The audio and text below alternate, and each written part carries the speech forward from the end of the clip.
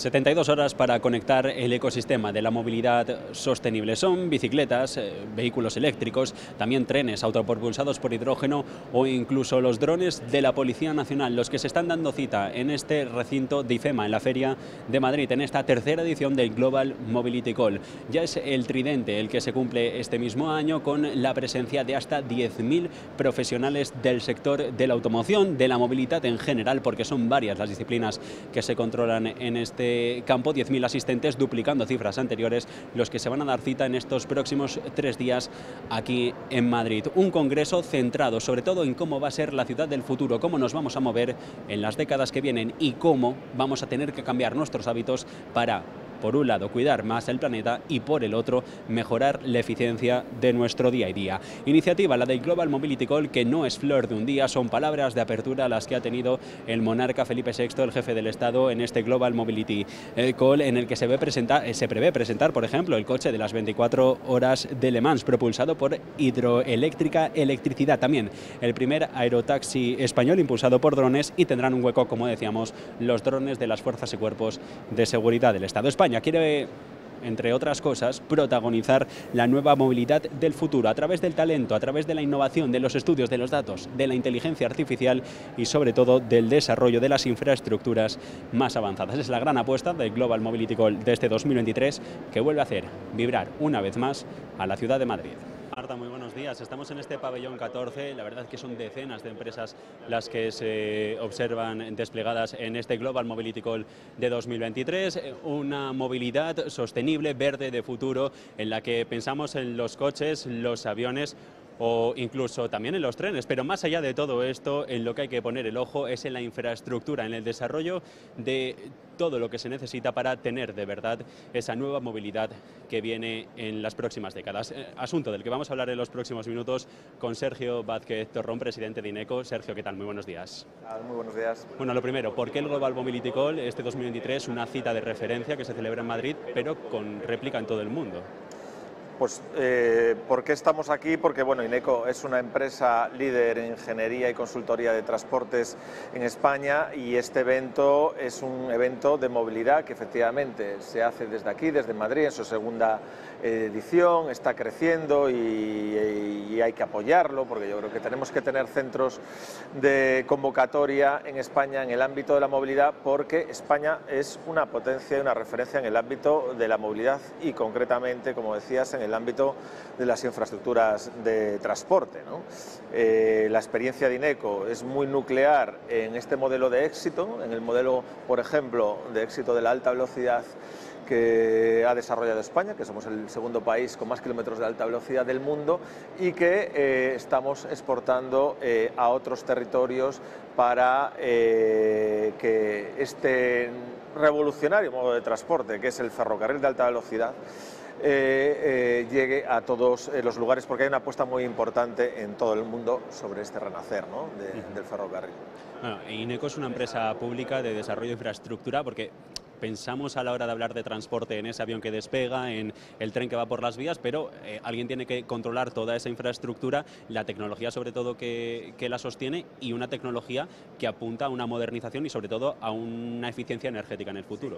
Sí, efectivamente. INECO es una ingeniería, entonces está en todas las fases de la vida de una infraestructura.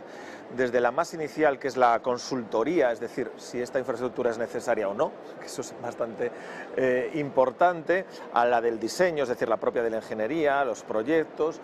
Después se involucra en la construcción, no construyendo, pero sí con asistencias técnicas y vigilando que esa construcción se haga de acorde con los parámetros marcados en el diseño, y después también el mantenimiento, o sea, entre todo ese ciclo de vida y de todas las infraestructuras, no solo la ferroviaria, como me refería antes, sino aeroportuarias. Hemos estado en todas las ampliaciones de los grandes aeropuertos de España, de Barajas, el Prat, acompañando a AENA, también en el ámbito viario, de las carreteras, y no solo en España, sino que tenemos presencia en 40 países, en los 5 continentes, incluso en Australia. Estamos desarrollando su tren de cercanías, los sistemas tecnológicos de su tren de cercanías en Sydney, por poner un ejemplo.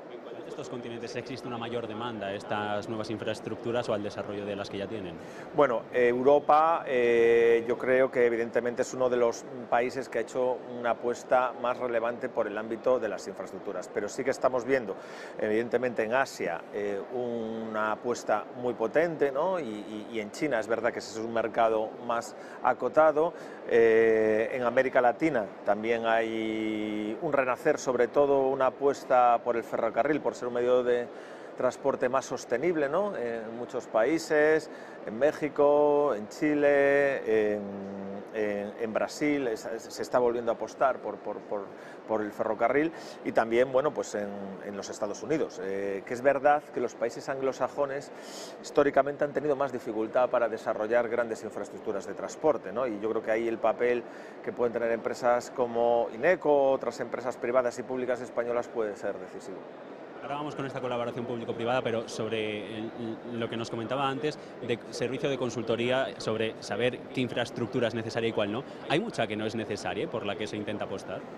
Bueno, es una buena pregunta y es un debate bien interesante, porque es verdad que hubo una época en España y también en otros países de Europa que era como muy productivista de hacer, y que todas las soluciones de movilidad se garantizaban con una nueva infraestructura. Pero hay que ser conscientes que las infraestructuras, uno, generan un impacto medioambiental, no solo en el territorio, sino también en producción de CO2, es decir, tú al final cuando haces una infraestructura requiere mucha maquinaria, requiere un impacto medioambiental que hay que medir y que hay que obviar.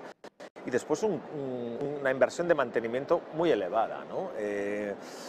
Por poner un ejemplo, 1 kilómetro de alta velocidad tiene un coste de mantenimiento de 100.000 euros al año. O sea que no solo es construirlo, de autovías también. Por tanto, es muy importante el trabajo de consultoría, de hacer un análisis coste-beneficio, también con criterios de equidad territorial, de considerar si esta infraestructura es necesaria. Yo creo que España ya está en un nivel, hablando de España, de madurez suficientemente alto, en el que ahora ya la nueva infraestructura tiene que ser quirúrgica, de conectar ciertos puntos que quedan aislados, y ahora lo importante es sacarle valor a ello y más rentabilidad. Como empresa pública, ¿consideran que la captación de capital privado y la intermediación e implicación sobre todo de la empresa privada es esencial para el desarrollo de las infraestructuras? ¿O tiene que ser pública sí o sí, para que de alguna manera siempre vele por vamos a decir, un bien más general que otro más económico-comercial? Bueno, en el modelo europeo y español de las infraestructuras civiles públicas es un modelo de 100% financiación pública, diría, ¿no? O de creación de la infraestructura, porque realmente requiere tantas inversiones que solo el Estado sería capaz de asumirlas, a no ser que vayamos por sistemas de tarificación, por ejemplo las autopistas, ¿no? Que tuvieron una inversión privada y se pagan con peajes. Pero evidentemente la colaboración con las empresas privadas es muy importante porque, aunque no intervengan a lo mejor en la financiación, que puede ser en el método concesional, sí que son los ejecutores de estas infraestructuras. Y en España, gracias a esta demanda tan importante que ha habido desde los años 80, 90, principios de este siglo, de hacer mucha infraestructura en España, estas grandes empresas del sector han conseguido internacionalizarse de una forma muy amplia, ¿no? Y tú ahora ves el mapa digamos, mundial de las grandes infraestructuras y no hay país en el que no esté una empresa española trabajando, ¿no? Y se ha desarrollado gracias a la apuesta que ha habido en este país sobre ello. En cuanto a soluciones de sostenibilidad, desde Ineco, ¿sobre qué campos trabajan y sobre dónde están poniendo los mayores esfuerzos? Porque ven que a corto plazo es lo que mejor se puede alcanzar o lo que más rápido se puede alcanzar. Bueno, nosotros estamos muy implicados, efectivamente, en mejorar la sostenibilidad de todos los medios, de mirar el impacto que tiene la construcción de infraestructuras en la propia sostenibilidad y de calcular su huella de carbono y su impacto climático. Hacemos una apuesta muy importante por el ferrocarril, que es si tiene una alta ocupación, porque si los trenes van vacíos no son sostenibles, los trenes tienen que ir con una alta ocupación, es imbatible en términos de sostenibilidad, y ahí hay un desarrollo tecnológico por hacer. Pero es verdad que el reto de la sostenibilidad no solo se puede ver desde el lado de la tecnología ni de las infraestructuras, sino incluso, y yo creo que es algo relevante de tener en cuenta en estos foros de nuestros propios hábitos de vida, ¿no? Por ejemplo, nosotros en INECO medimos nuestra huella de carbono, ¿no? Que generan nuestros equipos. Pues la medida más eficaz para reducir la huella de carbono de los recursos humanos de INECO no ha sido poner cargadores para vehículo electrónico en los garajes, ha sido la instauración del teletrabajo. Es decir, si tú evitas una movilidad obligada, estás contribuyendo a una sostenibilidad mayor, ¿no?, de nuestro sistema de movilidad.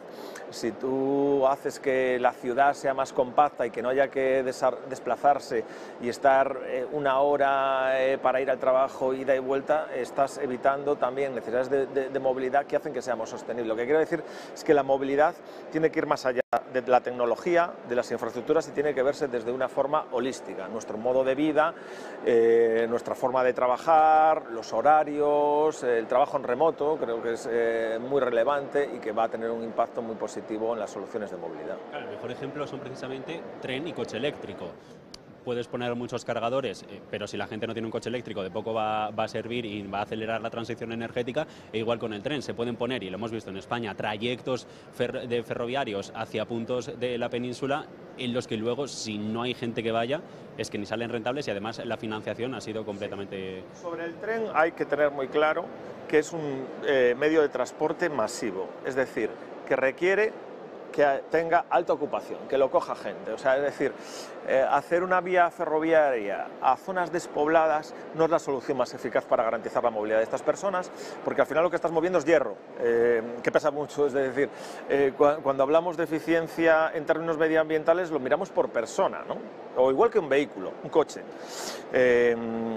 Hablamos de los consumos del vehículo energéticos, pero un coche con 4 ocupantes es mucho más eficiente, aunque sea de motor diésel, es más eficiente a lo mejor que uno de eléctrico que va solo con un ocupante. O sea que los términos de ocupación es muy relevante, es decir, cuánta gente mueves por unidad de producto, y eso requiere un trabajo de consultoría de movilidad integral, en el que hay que ver todos los aspectos. Evidentemente el coche eléctrico tiene un factor muy importante para la descontaminación de las ciudades, pero hay otros retos, ¿no? El coche eléctrico también ocupa espacio público, ¿no? Entonces también hay este debate, es decir, el coche eléctrico no va a evitar los atascos ni las aglomeraciones, por lo tanto hay que regular la movilidad también con otras herramientas, con elementos también como la movilidad activa, las bicicletas o la movilidad peatonal, ¿no? Que aunque no requieren tanta tecnología, tienen que estar en ese mix de movilidad. Si no tengo mal entendido, usted es uno de los ponentes de uno de los debates que se va a llevar a cabo en este Global Mobility Call sobre la colaboración público-privada para los nuevos retos de la movilidad.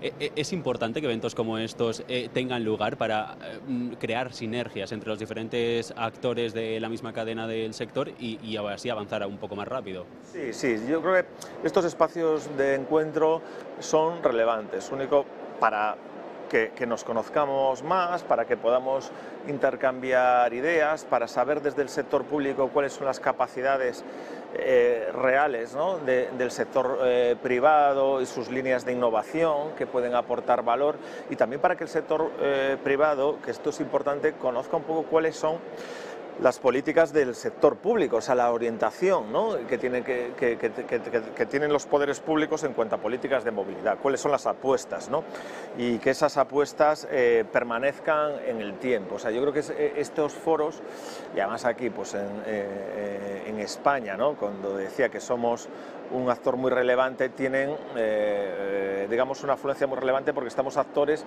que no solo estamos haciendo movilidad en este país, sino en todo el mundo, ¿no? Y precisamente con esa clave nos quedamos, con un evento global. Sergio Vázquez Torrón, presidente de INECO, un placer de charla. Buena tarde.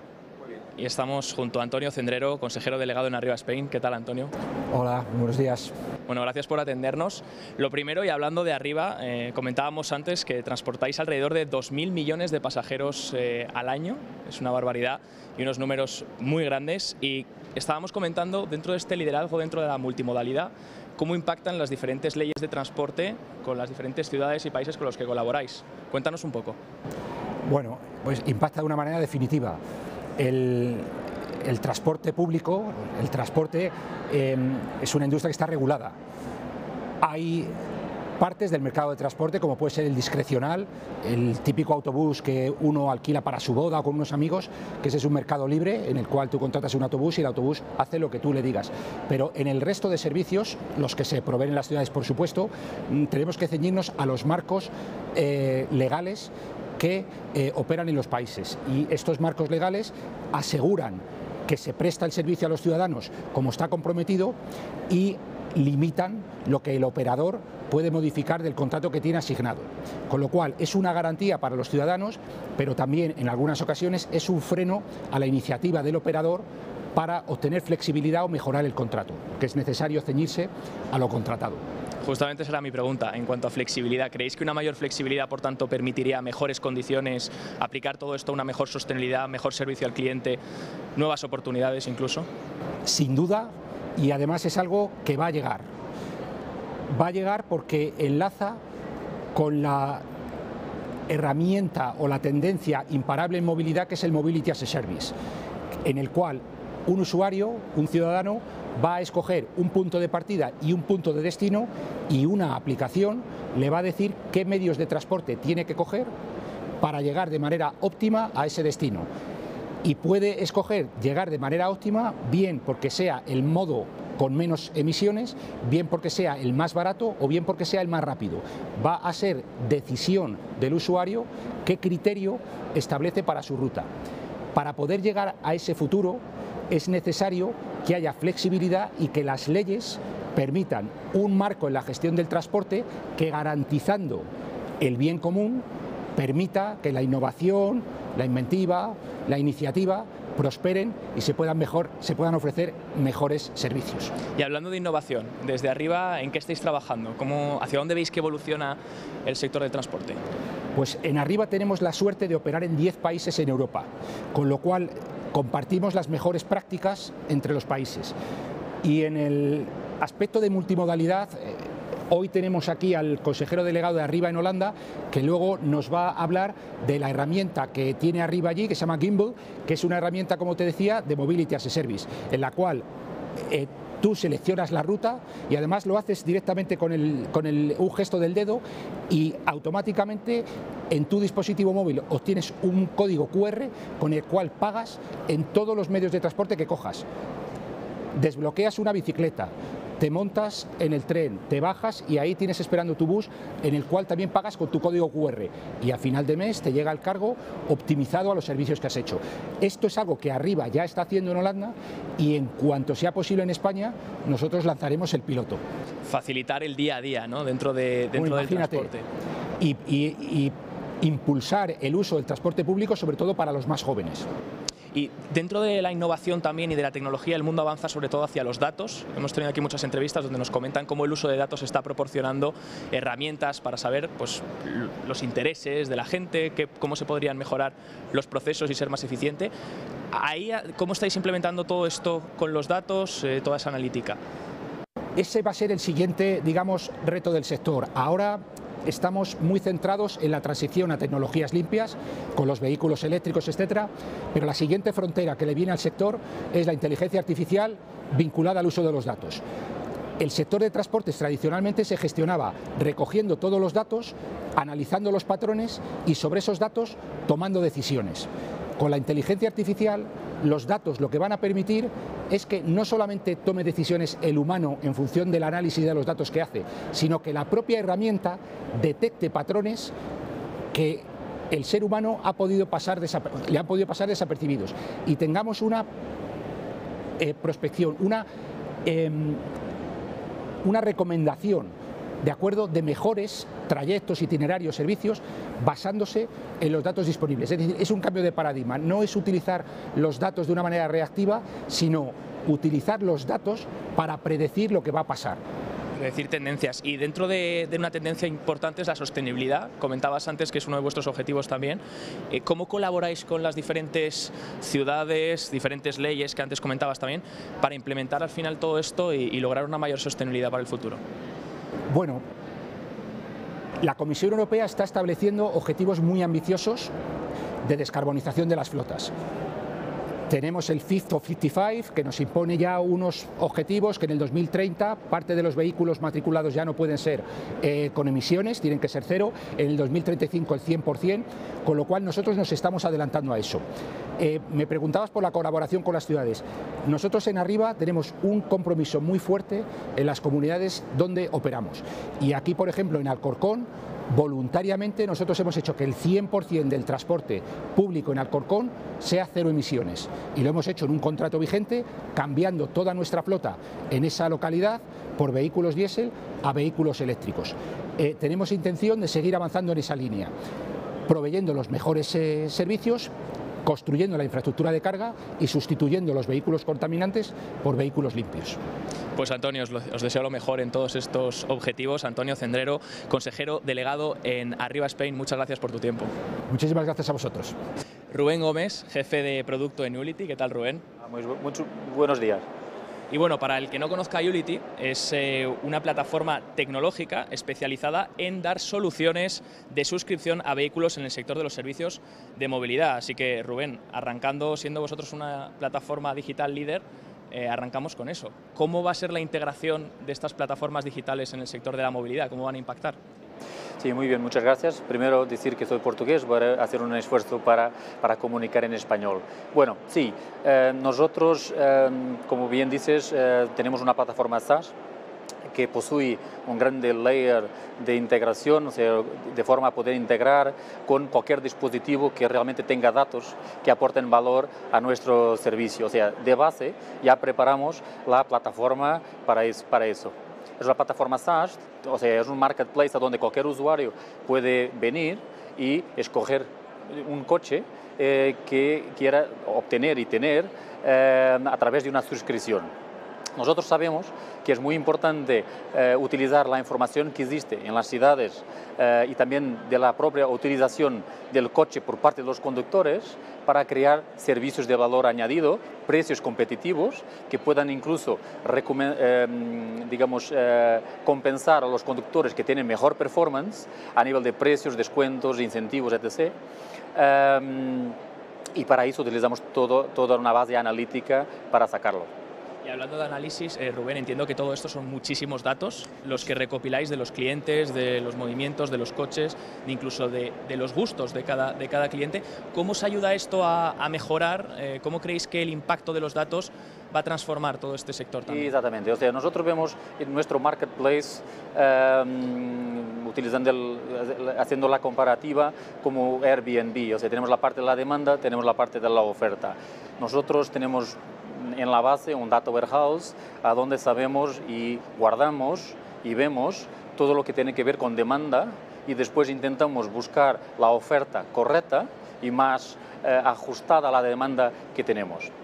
Todo es hecho con el consentimiento de quien llega a nuestra plataforma. Eso está en la base de todo lo que hacemos. Pedimos siempre, a través de un consentimiento explícito, para utilizar información, sea de cuando el usuario está buscando los coches, está haciendo filtros, está compartiendo con nosotros lo que está procurando y le interesa, de forma que le podamos enseñar, digamos, el vehículo correcto al precio más optimizado posible para el periodo que procura. Para eso utilizamos datos, nosotros guardamos en nuestra plataforma millones de registros en una base mensual. Con eso creamos modelos analíticos que nos permiten realmente optimizar la experiencia de usuario. Y dentro de esta optimización y de estos datos, también entiendo que procuráis la seguridad, ¿no?, del cliente, además de la privacidad que has comentado y también de que esté siempre consciente de todos los datos que cogéis. ¿Os ayuda también para mejorar conceptos de seguridad dentro del transporte? Exactamente. O sea, nosotros utilizamos información, una vez más, para mejor, digamos, unificar demanda y oferta. También utilizamos información para valorar, digamos, lo que llamamos las curvas de depreciación de los coches, porque claro, dependiendo de cómo cada uno utiliza su coche, el resultado final va a ser un coche en una condición mejor o menos buena. Y para finalizar, también intentamos, a través de la contratación de nuestro servicio y del consentimiento explícito, ver realmente cuáles son los padrones de utilización de los coches y a través de eso procurar modelos que permitan, una vez más, compensar quien mejor utiliza y de una forma más segura los mismos coches, ¿vale? Hay una tendencia en el mercado que tiene que ver con modelos de seguro dinámicos. Es algo que está empezando y nosotros nos estamos preparando para ayudar incluso a empresas de seguros a mejor también modelar este tema. Hablaríamos, Rubén, que una persona que tiene una mejor conducción, más segura y hace las cosas bien, podría tener un menor coste en los seguros y en los costes de suscripción. Eso no está todo bajo nuestro control, digamos así. Nuestra plataforma, digamos, que permite el acceso al servicio a través de la contratación del servicio y siempre, una vez más, con consentimiento explícito, de una forma anónima y agregada. Nosotros vemos padrones y esa información se puede compartir, e incluso en algunos casos se comparte con las empresas de seguros y después son ellas mismas que a través de su política después deciden compensar o no, digamos así, quien mejor performance tiene, digamos así. Qué interesante. Y dentro de la innovación que se está produciendo, ya no solo en el sector del transporte, vemos que todo está rotando a la suscripción. ¿Creéis que va a continuar así en el futuro? Que la gente ya no va a tener que comprar un coche, sino que va a suscribirse a tener un vehículo, y también qué retos encontráis para el futuro. Sí, retos muchos, incluso hoy en una ponencia hablaba con algún compañero sobre el hecho de que realmente cualquier nueva tendencia, las dificultades suelen estar en las personas y los costumbres. O sea, nosotros realmente creamos un modelo de negocio nuevo y distinto, pero para un mercado que lo está demandando. Aún así, existe un proceso de cambio de costumbres. ¿A qué voy? Realmente, de forma histórica, lo que nosotros estamos acostumbrados a tener es a pensar en comprar y vender un coche cuando ya no lo queremos. Pero es verdad que, teniendo en cuenta todos los cambios en la sociedad, teniendo en cuenta los cambios demográficos también, y también, digamos, la noción de que cuando compramos un coche la mayor parte del tiempo está parado, entonces las nuevas generaciones, pero no solo, empiezan a ver y a sentir la necesidad de tener, una vez más, el coche que quieren por el tiempo que necesitan al mejor precio posible. Y ahí viene la flexibilidad. Nosotros nos posicionamos en el mercado como alguien que procura, digamos, un modelo flexible para que alguien tenga su coche, pero su coche durante el tiempo que lo necesite y que quiera, exactamente. Hay una tendencia, existe mercado, ese mercado sigue creciendo.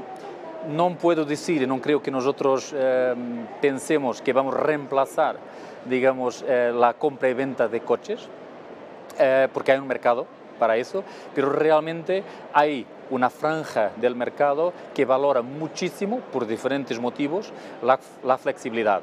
Por costumbres, porque quiere probar una tecnología nueva, por ejemplo, un coche eléctrico, tiene que ver si se acostumbra realmente al estilo de vida que es conducir un coche eléctrico, por ejemplo. Temas también financieros, no poder realmente comprar, vender un coche. Entonces, por lo tanto, procura un modelo flexible para detener un coche y porque lo necesita. Y bueno, diferentes otros, digamos, necesidades que valoramos y estudiamos, sí.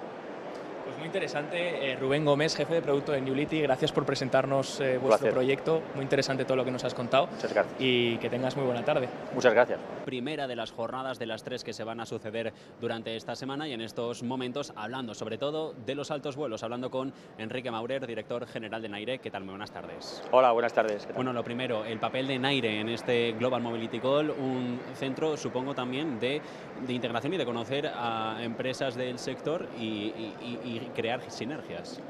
Pues efectivamente, es como bien indicas, el Global Mobility para nosotros es un evento importante para las empresas que formamos el Ministerio de Transportes, Movilidad y Agenda Urbana, sobre todo en la apuesta que tenemos como gestor nacional de navegación aérea por la apuesta por la sostenibilidad, ¿no?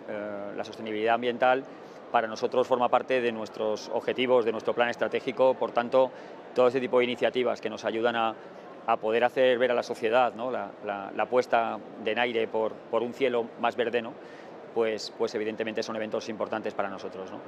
Enaire, ¿cómo trabaja para conseguir ese cielo más verde? Porque desde el punto de vista de las aerolíneas sí que entendemos que iniciativas privadas de cada una de las compañías y sobre todo el uso del SAF puede ser el gran punto de desarrollo, pero Enaire, concretamente, ¿en qué trabaja? Pues vamos a ver, nosotros entendemos la sostenibilidad déjame resumirte 3 ejes de actuación, ¿no? Sería un eje de actuación de eficiencia, de perfiles de vuelo, de las maniobras de espacio aéreo, para que nos hagamos una idea. Todo eso se puede hacer con técnicas de diseño de procedimientos, uso de sistemas satelitales, tipos de navegación más modernos, y podemos hacer unos procedimientos de espacio aéreo más eficientes desde el punto de vista de reducción de millas voladas, de kilómetros volados para las compañías aéreas. La reducción de millas voladas es reducción de CO2, reducción de emisiones a la atmósfera. Luego tenemos toda una apuesta por lo que es los niveles de ruido, ¿no? Todo el tema de los procedimientos que hacemos, siempre pasamos tramitaciones ambientales, procedimientos de llegada o de salida de los aeropuertos en entornos aeroportuarios, donde los perfiles de ascenso o descenso son más cercanos a las poblaciones. Pues todos nuestros proyectos de espacio aéreo los tramitamos desde el punto de vista medioambiental, buscando lo mejor, el equilibrio entre la capacidad y el medio ambiente. Y finalmente, invertimos mucho en la mejora de nuestras propias instalaciones, el tratamiento ambiental de nuestras instalaciones, todo el despliegue de plantas fotovoltaicas en nuestros centros de control para generar autoconsumo, energía renovable, todo lo que es autoconsumo, también grupos electrógenos con nuevos combustibles. Es decir, tenemos una apuesta muy importante por toda la descarbonización de toda nuestra flota de vehículos, de mantenimiento. Bueno, al final como te digo, es una apuesta ambiental dirigida en 3 ejes de actuación, ¿no? Sí, porque sí que es verdad que pensamos en aviación o pensamos en transporte y en la contaminación del dióxido de carbono, pero por ejemplo me ha llamado la atención lo de la contaminación del ruido, que también tiene unos efectos en la población circundante. Claro. Por ejemplo, aquí estamos cerca del aeropuerto de Madrid-Barajas. Claro, efectivamente, la apuesta al final dentro de nuestros valores, ¿no? Al final, más allá del servicio al cliente, está en nuestro compromiso con la sociedad, ¿no? Entonces, dentro de las técnicas de diseño de procedimientos, siempre intentamos utilizar este tipo de tecnologías de diseño de espacio aéreo, buscando al final el equilibrio e intentar pues un plan agresivo para minorar el impacto sonoro en las poblaciones circundantes a los aeropuertos. ¿Eso cómo se consigue? Pues se consigue de varias formas. Una, las nuevas tecnologías de procedimientos que permiten la navegación satelital nos permite diseñar procedimientos que eviten, en la medida de lo posible, ciertas áreas pobladas o protegidas, y también perfiles de ascenso o descenso que llamamos perfiles de ascenso continuos, de una manera que sean más eficientes para las compañías aéreas, pero también son más eficientes desde el punto de vista de ruido. O sea, al final no es solamente una técnica la que se emplea, se intenta también aprovechar la tecnología para hacer perfiles más suaves, ¿no?, de ascenso o descenso, que eso también genera menos ruido. Interpreto que ustedes trabajan mano a mano con las compañías aéreas. ¿Están abiertas a estos procesos? Claro, todos nuestros proyectos de espacio aéreo pasan por un trabajo en equipo. Al final, como indicaba antes en mi exposición, Enaire no trabaja solo en este puzzle, ¿no? Al final somos una pieza de un puzzle donde todas las compañías aéreas, el gestor aeroportuario AENA, los fabricantes, al final todos trabajamos al ejército del aire y del espacio, en el sentido de permitirnos hacer rutas más dinámicas, un uso flexible del espacio aéreo. Todos trabajamos por el mismo objetivo, ¿no? Entonces, al final, con las compañías aéreas tenemos una colaboración muy importante, porque los diseños de espacio aéreo, el principal afectado o beneficiario va a ser la compañía aérea. Por ponerte un ejemplo, a nivel de eficiencia de lo que se puede conseguir con espacio aéreo, ahora mismo estamos en 11% más de tráfico que el año pasado, en España. Con un 11% más de tráfico, en los 8 primeros meses hemos reducido 384.000 kilómetros de distancia para las compañías aéreas. Con el diseño de los procedimientos, con más aviones, hemos conseguido ahorrar 10 vueltas a la Tierra. Quiero decir, 10 vueltas a la Tierra pues son 7.200 toneladas de CO2 no emitido, 2.300 toneladas de consumo de combustible ahorrados a las compañías aéreas. Es decir, creo que tenemos mucho recorrido en materia del diseño de espacio aéreo como gestor nacional, en optimizar los perfiles de vuelo y las trayectorias a las compañías aéreas, ¿no? Desde el 2017, para que te hagas una idea, esas 10 vueltas a la Tierra de estos 8 meses, desde el 2017, con nuestros planes de espacio aéreo, estamos hablando de 380 vueltas a la Tierra. Y con un tráfico creciente. Con un tráfico creciente, eso es. Es decir, a más tráfico nosotros no hemos tenido que sacrificar la capacidad para hacer mejoras en materia medioambiental. Yo creo que este es un dato bastante importante, ¿no? Y una iniciativa que toma relevancia Sí, efectivamente, dentro de nuestro plan estratégico, que bueno, conocemos como Plan de Vuelo 2025 por el argot aeronáutico, hay una iniciativa ambiental que es el Plan Green Sky. El Plan Green Sky tiene 3 iniciativas: emisiones y consumos de combustible, es decir, eficiencia de vuelo, que llamamos Flight Clean, perdona. Luego tenemos toda una iniciativa que es el tema de ruido, toda la inversión que hacemos por minorar el ruido, que es toda la iniciativa que tiene Green Sky dedicada al entorno aeroportuario. Y finalmente Eco en Aire, que vive dentro del Green Sky, Eco en Aire, que es lo que te comentaba al principio de la intervención, toda la apuesta por mejorar el autoconsumo, por descarbonizar la flota de vehículos, por todo el despliegue fotovoltaico en todas nuestras plantas, centros de control, para generarnos generarnos energía más eólica, más fotovoltaica, más limpia, y prácticamente el 100% autoconsumo, ¿no? ¿Un modelo exportable a otros países? Desde luego, yo creo que lo comentaba antes en la intervención que hemos tenido en la apertura de las mesas redondas. Nosotros colaboramos mucho con el gestor de red europeo, es decir, todo lo que nosotros estamos haciendo, esta coordinación civil-militar para crear pasillos, déjame llamarles free route, ¿no? Donde las compañías van a poder elegir la mejor trayectoria entre un punto de entrada y un punto de salida, la mejor trayectoria desde el punto de vista para ellos de millas voladas o de distancias o de tiempos. Eso no tiene sentido que España lo haga sola. Al final son iniciativas que se hacen en conjunción con el gestor de red europeo, Eurocontrol, y se adoptan como medidas de red. Al final son pasillos que unen toda Europa, y es la única ventaja para las compañías aéreas. La compañía aérea está bien que tenga ventajas en España, pero quedaría cojo si no sigue el corredor a nivel europeo en su trayectoria, ¿no? Entonces, efectivamente, nosotros en los foros que estamos trabajando en Europa, todas estas medidas las estamos haciendo de manera conjunta con otros estados, proveedores de servicio homólogos a los nuestros, ¿no? ¿En qué posición estamos? Cuando llega usted a esas conversaciones, no sé si somos más de los que demandamos información o a los que nos demandan información. Pues yo creo que lo segundo. Fíjate, por ejemplo, en el tema de te comentaba antes, los perfiles más eficientes desde el punto de vista de despegues o aterrizajes, digamos, los descensos continuos, sí. Eso estamos ahora mismo en un 35%. Un 35%, la media europea es un 14%. Así que se puede decir claramente que estamos líderes en la aplicación de medidas ambientales en materia de diseño de procedimientos de espacio aéreo. Quiero que me explique eso del descenso continuo, porque es una terminología que el gran público, en el que me incluyo, no se comprende, pero que les ha permitido ahorrar, si no me equivoco, y leí hace un rato, millones de toneladas de CO2 emitido a la atmósfera. Pues efectivamente, los diseños de maniobras usando técnicas convencionales y con sistemas de tierra, pues bueno, que ya han evolucionado al concepto de satélite. La navegación por satélite ha revolucionado muchas cosas de nuestras vidas, y otra cosa que ha revolucionado es el diseño de los procedimientos, ¿no? Entonces, con este tipo de diseño de procedimientos basados en técnicas satelitales y este tipo de navegación avanzada, es posible que un perfil de aproximación que antes era un perfil escalonado, donde el avión tenía, para que te hagas una idea, que recorrer distancias planas, horizontales, un escalón hacia otra distancia, eso genera carga de trabajo en cabina, pero también genera una ineficiencia en el consumo de combustible. Es como cuando vas en un coche, si mantienes una velocidad constante, gastas menos, ¿no? Pues un perfil de descenso continuo optimiza mucho tanto el nivel sonoro, como es mucho más eficiente el poder diseñar una aproximación continua en vez de escalonada, o en aterrizajes o en despegues, permite que las compañías aéreas tengan muchísimo ahorro de combustible, y también la emisión sonora es más eficiente. Simplemente por la trayectoria. Simplemente porque la trayectoria es oblicua, es continua, en vez de ser una trayectoria escalonada. En este contexto, ¿es optimista con respecto al sector de la aviación en los próximos años? A recuperación económica, pero también sobre todo a desarrollo y a potenciar esta transición energética. Bueno, sí, yo soy un firme convencido que la navegación aérea, el transporte aéreo, al final es uno de los vectores de transporte estratégicos, ¿no? Todos lo demandamos como sociedad.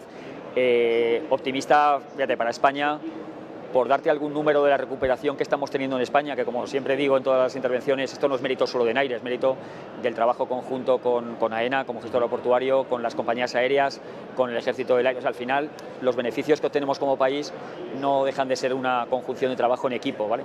Pero para que te hagas una idea en las cifras de tu pregunta en el optimismo, el año que viene nosotros tendremos ya un 6% más que el tráfico de 2019. Este año cerraremos 2% por encima del 2019, con centros de control como Sevilla con 15% más del 2019, que para nosotros fue el récord hasta este verano, que superamos 2 veces. Bueno, el 6% del año que viene Europa lo consigue en el 2029 y España lo conseguirá en 2024. Quiero decir, estamos yendo 4 o 5 años por delante de Europa en la recuperación de tráfico aéreo como medio de transporte, y todo esto con las eficiencias que te he comentado en materia medioambiental. Así que es posible tener más tráfico, más capacidad y apostar por el medio ambiente. La respuesta es sí. Recuperación prepandemia, entonces. Sí. Pues con esto nos quedamos. Enrique Maurer, director general de NAIRE, un placer de charla. Buena tarde. Un placer. Muchas gracias. Hemos hablado de la modelización y la efectividad energética en el transporte, ese futuro mirando a lo ferroviario, también a la aviación, pero no nos hemos parado a mirar en cuál es uno de los principales vectores de crecimiento sobre el transporte en nuestro país, que son las carreteras. De ese asunto vamos a hablar y de la modelización del futuro en este campo en los próximos minutos con Antonio Muruais, el que es subdirector general de Sostenibilidad e Innovación de la Dirección General de Carreteras, organismo dependiente del Ministerio de Transportes, Infraestructuras y Agenda Urbana. Antonio, ¿qué tal? Muy buenas tardes. Buenas tardes, buenos días. Lo primero, presencia en el Global Mobility Call, un evento desde Madrid sobre que tiene el foco puesto el resto del mundo de la movilidad. ¿Qué importancia tiene un evento como este y por qué la Dirección General de Carreteras está aquí? Bueno, porque la Dirección General de Carreteras, como hemos comentado, pertenece a una dirección del Ministerio de Transportes, es la gestora de esta infraestructura de la red de carreteras del Estado, que consiste en más de 26.000 kilómetros de red principal, a sumar ramales, glorietas, vías de servicio, etcétera, y por ella circula más del 50% del tráfico ligero y más del 65% de los camiones, de los vehículos pesados. Digamos que es el primer nivel, digamos, de red de carreteras que tenemos en las cuatro niveles de competencias en los que se divide las carreteras en España. Es el tráfico de largo recorrido, unir comunidades autónomas, fronteras, puntos de interés general, etcétera. Y la importancia, bueno, nosotros nos centramos más en la oferta de infraestructura, ¿no? Es verdad que en España, bueno, está esta división que tenemos en Dirección General de Tráfico por parte del Ministerio de Interior y nosotros infraestructura, Dirección General de Carreteras por parte del Ministerio de Transportes. En otros países europeos a veces está unido en un único ministerio, en otros está separado como el nuestro. Entonces nosotros, bueno, la presencia aquí en el Global es por la importancia, digamos, de asegurar la movilidad por carretera con nuestras carreteras, ¿no?, del Estado. Por ejemplo, ahora hay un concepto importante en el que estamos trabajando bastante, que es el de sostenibilidad y el de la resiliencia, la adaptación al cambio climático.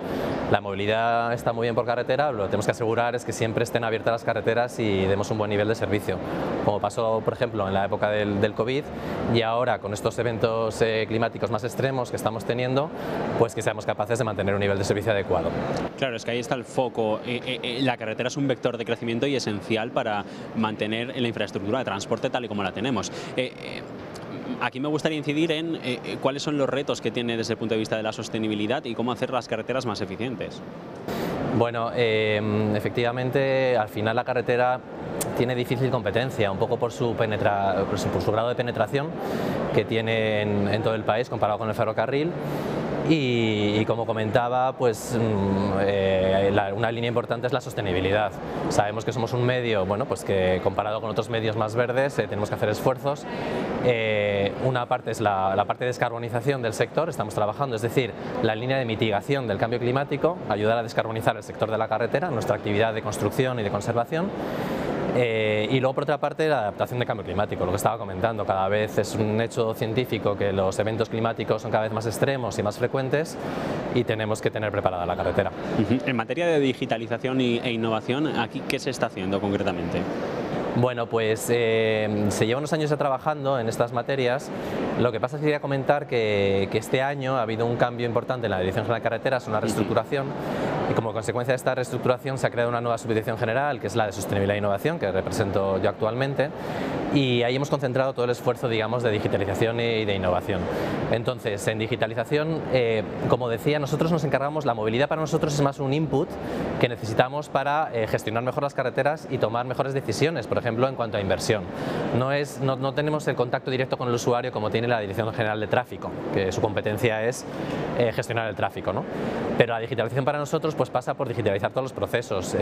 Por una parte, bueno, la parte, digamos, principal sería tener el gemelo digital de estos 26.000 kilómetros que tenemos de carreteras en un modelo digital en el que tengamos unos ejes, tengamos un inventario geométrico que llamamos, que es una nube de puntos, de mobile mapping, para poder tener la geometría de toda la calzada, plataforma, entorno, etcétera.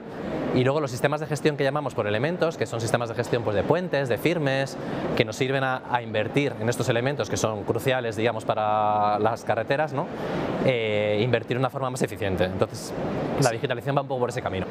Básicamente, entonces, para que todos nos entendamos, lo que hacen es modelizar lo que es la estructura de carreteras del Estado y a partir de ahí ir prueba y error a ver lo que podría funcionar y lo que no. Sí, más o menos así. La realidad es que ahora tenemos muchos datos ya, lo que pasa es que están como desintegrados.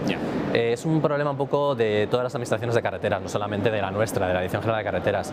Además, en las asociaciones mundiales en las que estamos presentes, pues se comenta y es un problema recurrente. Entonces, el objetivo es un poco cómo estructurar bien estos datos, integrarlos, dotarlos de inteligencia artificial para tomar mejores decisiones. ¿España aquí qué juega? ¿Primera división, segunda, regional? Bueno, pues yo diría que España está media alta, diría, porque, por ejemplo, pues sí, en estos foros en los que comparamos, hombre, nosotros ahora estamos haciendo autocrítica, somos críticos con nosotros mismos, tenemos mucho que mejorar y de ahí un poco la aparición de esta subdirección, pero bueno, tampoco estamos los últimos de la cola. Bueno, a veces hay que parar o dar un paso para atrás para dar dos hacia adelante. Efectivamente. ¿No? Bueno, quería que nos comentara más a fondo la estrategia del Building Information Modeling, que no sé si es esto que estamos comentando o es alguna otra iniciativa. Está muy relacionado, lo que he comentado ahora es un poco más el gemelo digital, nosotros lo relacionamos más con la red existente, la red en servicio, los 26.000 kilómetros. Está muy relacionado con el BIM, porque me preguntas, el BIM es una metodología que sobre todo aplica más a la parte de proyecto y obra, aunque tiene que tener su continuidad para luego la explotación de las carreteras, ¿no? Entonces, efectivamente, es una de las líneas fuertes de la Dirección General de Carreteras y del Ministerio. De hecho, en junio de este año se aprobó el plan de implementación de la metodología BIM en la Administración General del Estado y la Dirección General de Carreteras es el órgano inversor, digamos, la Dirección General inversora por excelencia, ¿no?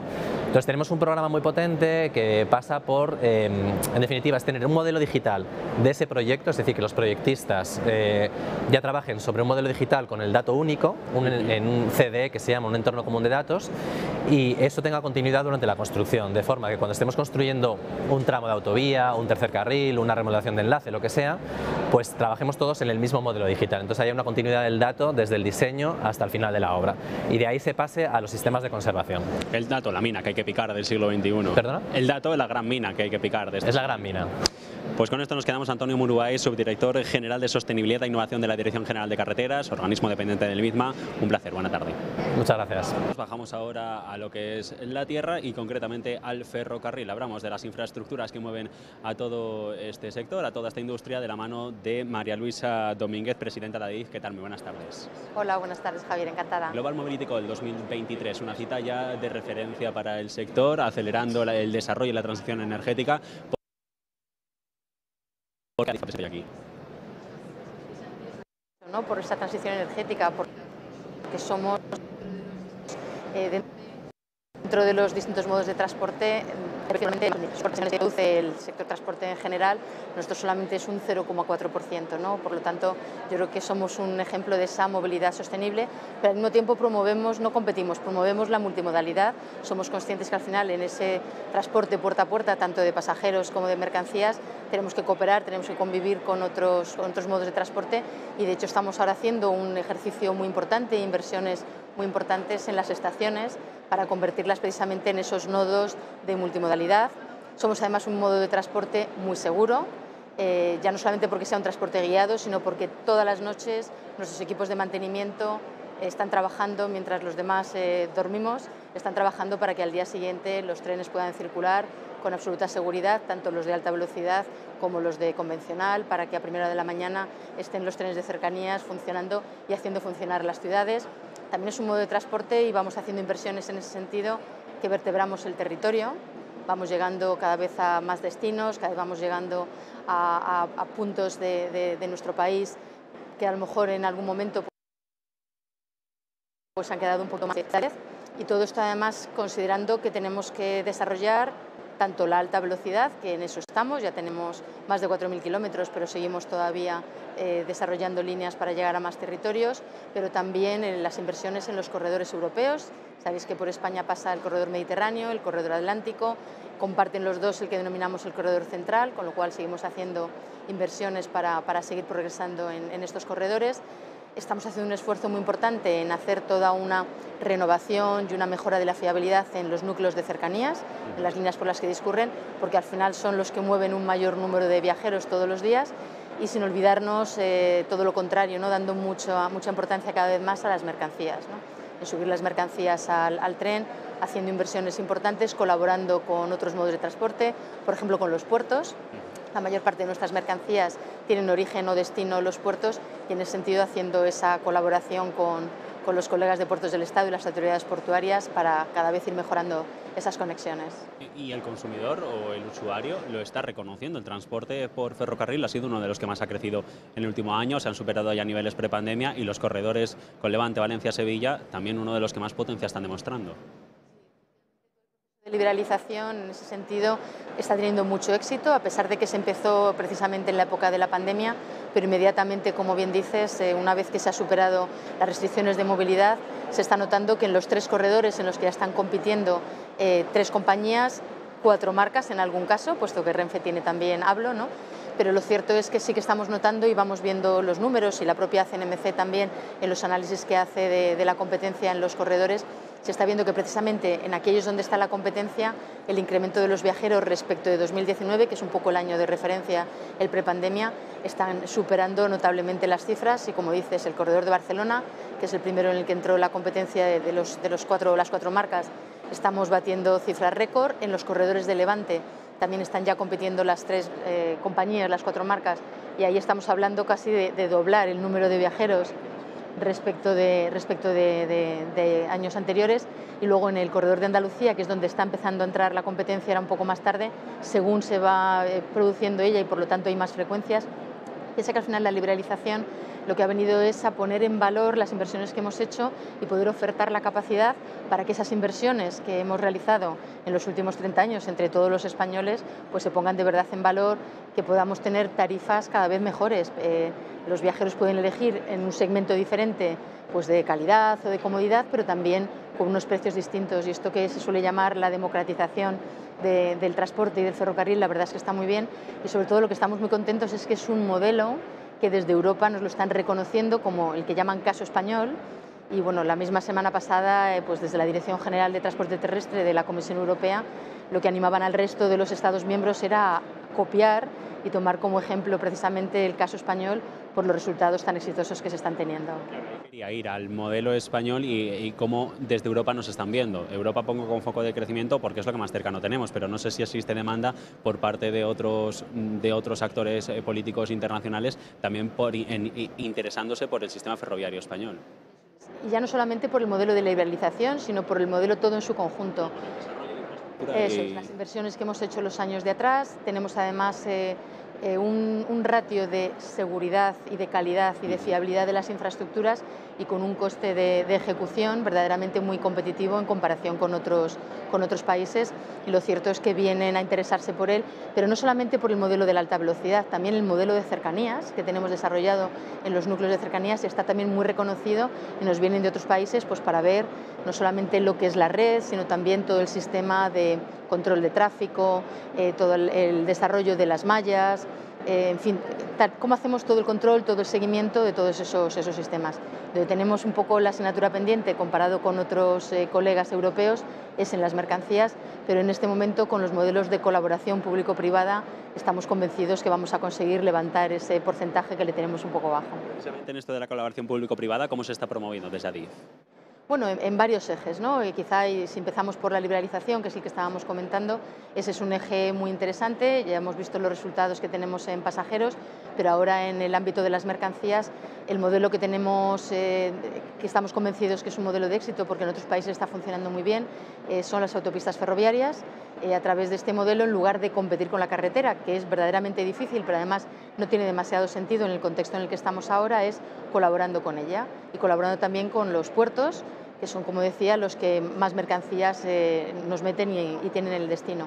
Entonces, un poco el modelo es que los semirremolques que llegan, por ejemplo, a un puerto, se carguen directamente en el ferrocarril, la distancia más larga se haga por ferrocarril y que luego en el punto de llegada sean los camiones, las cabezas tractoras, las que vuelvan a coger esos semirremolques y los lleven al destino en la distancia más corta, ¿no? Entonces, este modelo con la liberalización y con esa colaboración está siendo muy interesante, pero también tenemos otras líneas, por ejemplo, la innovación. Tenemos un modelo de innovación abierta en el que nosotros lanzamos al sector los retos que tenemos, pero también el sector nos hace propuestas de desarrollos tecnológicos para que podamos hacer demostradores simuladores o pruebas piloto en nuestra red. Y en ese sentido pues estamos trabajando con drones para todo el tema de la inspección de las infraestructuras, de los viaductos, para muchos temas de mantenimiento preventivo, temas de modelos satelitales para ver cómo evoluciona el movimiento del terreno, para ver si puede haber un desprendimiento y adelantarnos. Y entonces la verdad es que está habiendo una colaboración en ese sentido muy interesante. Luego en el desarrollo de nuevos modelos de negocio, como comentaba antes, nuestras estaciones son puntos multimodales de distintos modos de transporte, pero ahí además la tecnología también ayuda a que esos nuevos modelos de negocio se desarrollen en nuestro entorno, pues que otras formas de llegar a la estación, otras formas de movilidad, fomentando las que son más sostenibles, sean las que estén en la zona más próxima a la propia estación y les demos esa prioridad o esa preferencia para que ellos nos vengan y que el acceso al ferrocarril como modo sostenible también prioricemos ese otro modo sostenible. Y luego la forma quizá más evidente, teniendo en cuenta que somos el organismo inversor de infraestructuras mayor de nuestro país y los que mejor tradicionalmente hemos aprovechado los fondos europeos, pues también somos muy tractores del sector privado, tanto de ingenierías como de constructoras, para que a través de esas inversiones que propiciamos nosotros, bueno, pues yo creo que hemos creado ya en los años de atrás y seguimos haciéndolo, hemos creado un ecosistema en la industria española que a día de hoy está saliendo y están desarrollando infraestructuras no solamente en Europa, en todo el mundo, pero además en algunos países que quizás sorprendan, ¿no? En Estados Unidos las constructoras españolas tienen carteras importantísimas, en toda Latinoamérica, en el resto de Europa, en la Europa del Este, en Asia, en África. Es decir, yo creo que hemos generado ahí todo un ecosistema y un sector verdaderamente de referencia a nivel global. Es como nos enseñaban en el colegio, ¿no? Trabajar en un equipo y cada uno aportando en lo que es fuerte para tener un mejor resultado.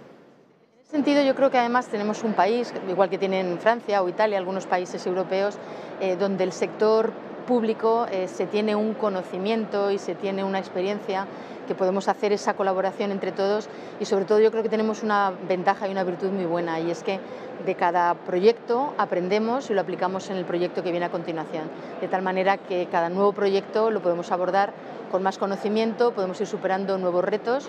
En breve vamos a poner en servicio la variante de Pajares en Asturias.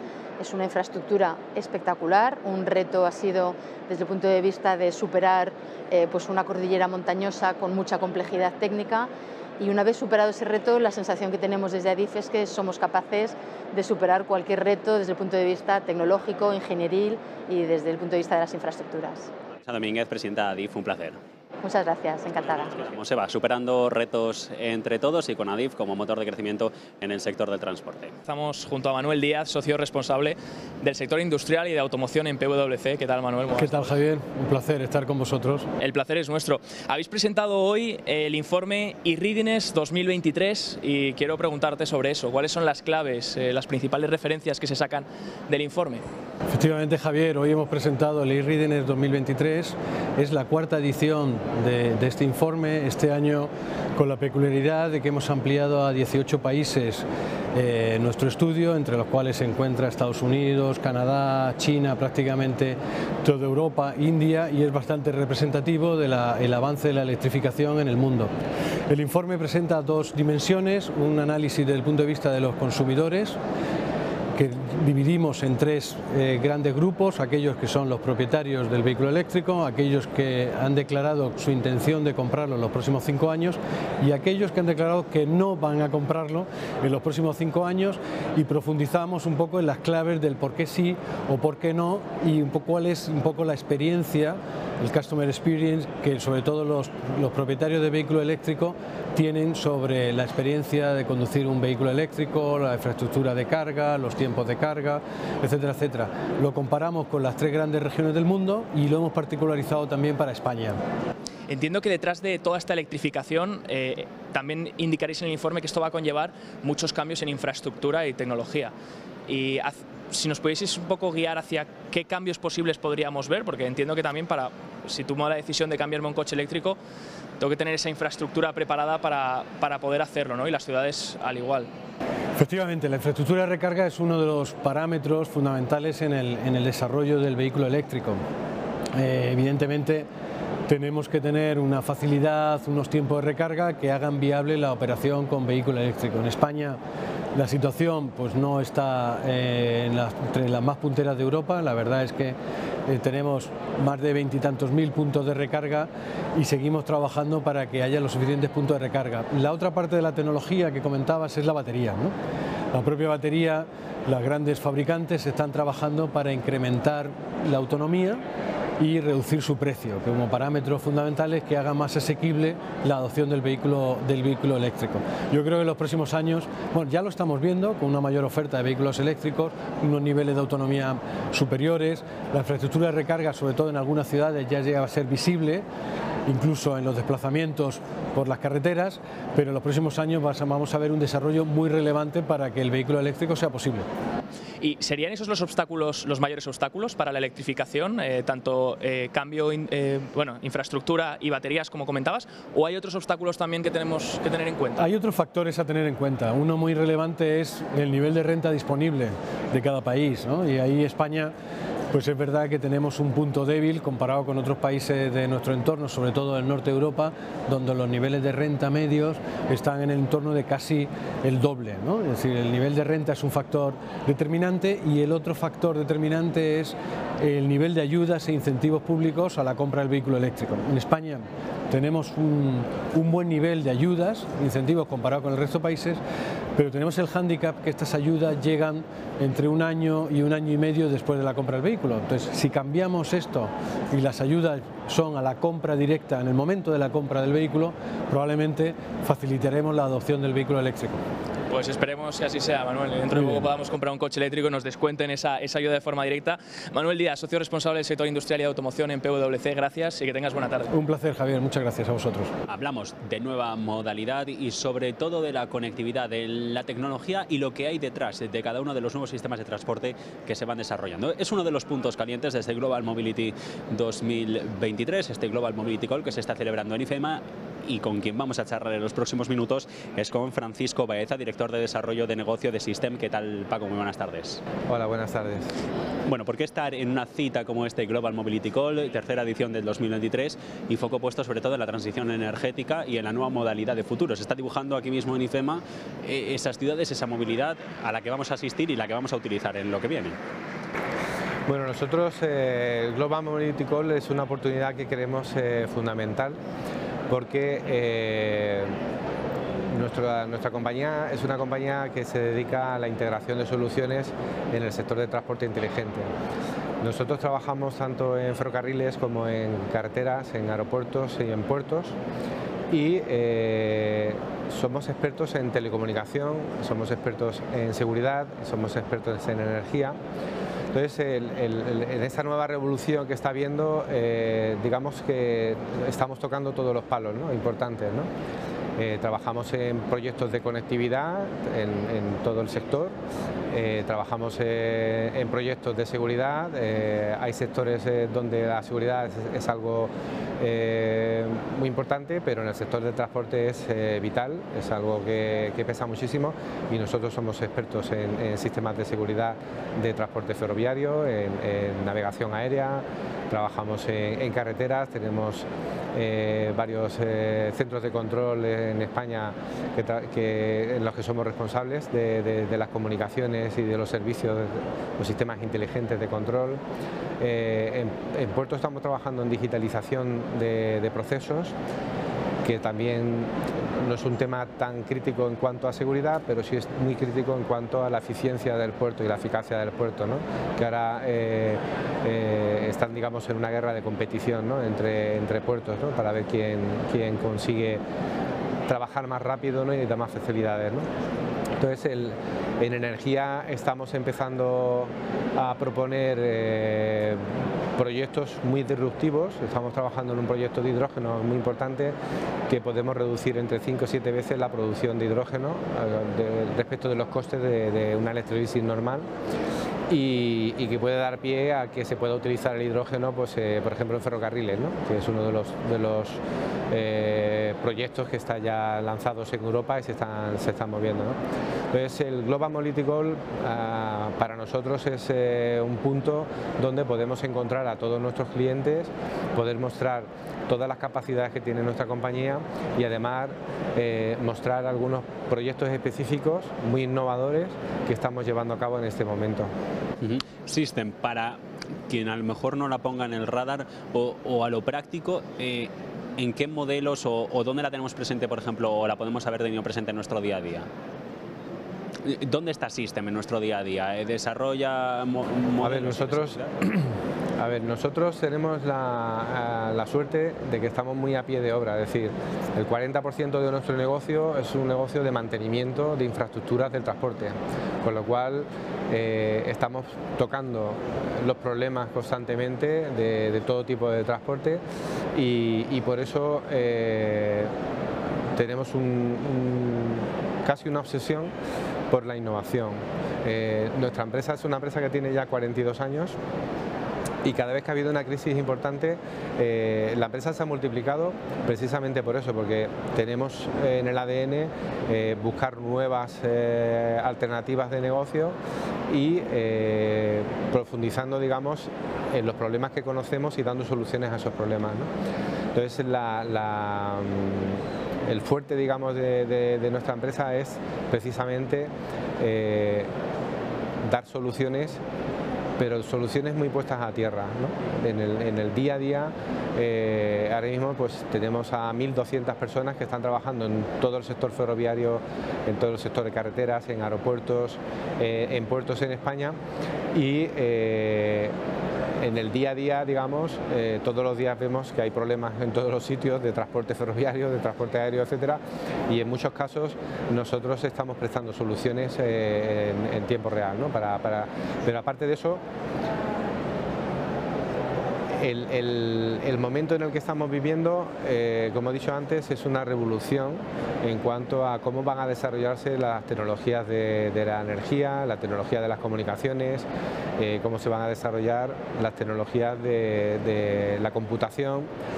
Nuestra empresa es una empresa que invierte muchísimo dinero en buscar ese tipo de soluciones e ir, digamos, dando un valor añadido a ese trabajo que hacemos cada día en campo, tanto en instalaciones como en mantenimiento, proponiendo cómo van encajando esas nuevas tecnologías en los diferentes problemas que hay en nuestro sector, ¿no? Claro, porque ahí quería llegar a que la financiación, la inversión inicial, hay que hacerla ya porque es ahora cuando se está cimentando la nueva tecnología a la que vamos a asistir, esta inteligencia artificial, estos nuevos desarrollos. Sí, de hecho nosotros nos adelantamos un poco a esos problemas, es decir, nosotros los problemas, por ejemplo, con la posibilidad del hidrógeno en el mundo ferroviario están surgiendo ahora y llevamos 2 años ya trabajando en solucionarlo, ¿no? Y están surgiendo ahora, el problema está surgiendo en este momento, ¿no? Entonces tratamos de adelantarnos un poco a que surjan esos problemas porque, como te he dicho, estamos muy cerca, ¿no?, del cliente, ¿no? Estamos trabajando muy codo con codo con el cliente, ¿no? Entonces ahora mismo pues te pongo un ejemplo, ¿no? Estamos trabajando en soluciones de inteligencia artificial y de visión artificial, que aquí estamos mostrando algunas de ellas, pero ya llevamos casi 10 años trabajando en ese tipo de soluciones, ¿no? Se acerca otra revolución que va a ser la computación cuántica, ¿no? Bueno, pues nuestro afán es ir un poquito por delante. La tecnología no es, digamos, la solución como tal, pero sí es nuestra herramienta, ¿no?, para solucionar los problemas, ¿no? Precisamente a través de la modelización, del desarrollo de estas nuevas tecnologías, los famosos algoritmos, los datos son un punto caliente de estos nuevos desarrollos y en esto cada vez el usuario tiene una mayor conciencia de la privacidad que necesita. No sé esto cómo se puede conjugar. Bueno, ahí hay un punto. Realmente la privacidad individual sí se mantiene, ¿no? Realmente, o sea, todos los datos que nosotros utilizamos en los proyectos que estamos haciendo más innovadores, que por un lado trabajamos en lo que sería la ciberseguridad de esos datos, es decir, que no haya ningún tipo de posibilidad que esos datos puedan filtrarse, ¿no? O utilizarse de una forma delictiva, pero sobre todo lo que tratamos es de que los datos estén siempre anonimizados, ¿no? O sea, tú no vas a poder reconocer a nadie concretamente en ningún punto, ¿no? digamos, de la traza de datos que nosotros trabajamos, ¿no? Entonces, todo el mundo, o sea, todos los datos son anónimos y lo que manejas son grandes cantidades de datos y lo que importa son el análisis de la gran cantidad de datos, con lo cual, desde un punto de vista de privacidad, en ningún momento vas a utilizar datos de una persona, ¿no? Porque no existe. O sea, tú conviertes los datos que vas recogiendo en datos anónimos, no existe la posibilidad de que puedas utilizarlo de una forma delictiva, ¿no? Muy breve porque nos quedamos sin tiempo, pero proyectos de éxito sobre los que haya trabajado System y algunos en los que estén trabajando. Mira, pues aquí estamos mostrando algunos proyectos muy interesantes. Estamos trabajando con un sistema de sensorización de infraestructuras lineales a través de la fibra óptica, que es muy innovador, está basado en inteligencia artificial y que puede detectar de una forma muy económica cualquier tipo de incidente que pueda haber en una carretera, una vía férrea. Estamos trabajando otro proyecto que es para el reconocimiento de vehículos, ya no solamente de la lectura de la matrícula, sino también el tipo de vehículo que se está utilizando, si es de transporte, si es de mercancías, si es de personas, etcétera, y que facilita, digamos, conocer muy bien cuál es el uso que se está dando a las carreteras, ¿no? Tenemos otro proyecto que estamos trabajando, que llamamos de movilidad intermodal, que es un proyecto en el cual podemos conocer qué demanda de transporte público necesita el ciudadano de una ciudad y de un sitio concreto, ¿no? Para poder predecirlo y poder darle a un ayuntamiento herramientas para que puedan ofrecer ese servicio público al ciudadano, ¿no?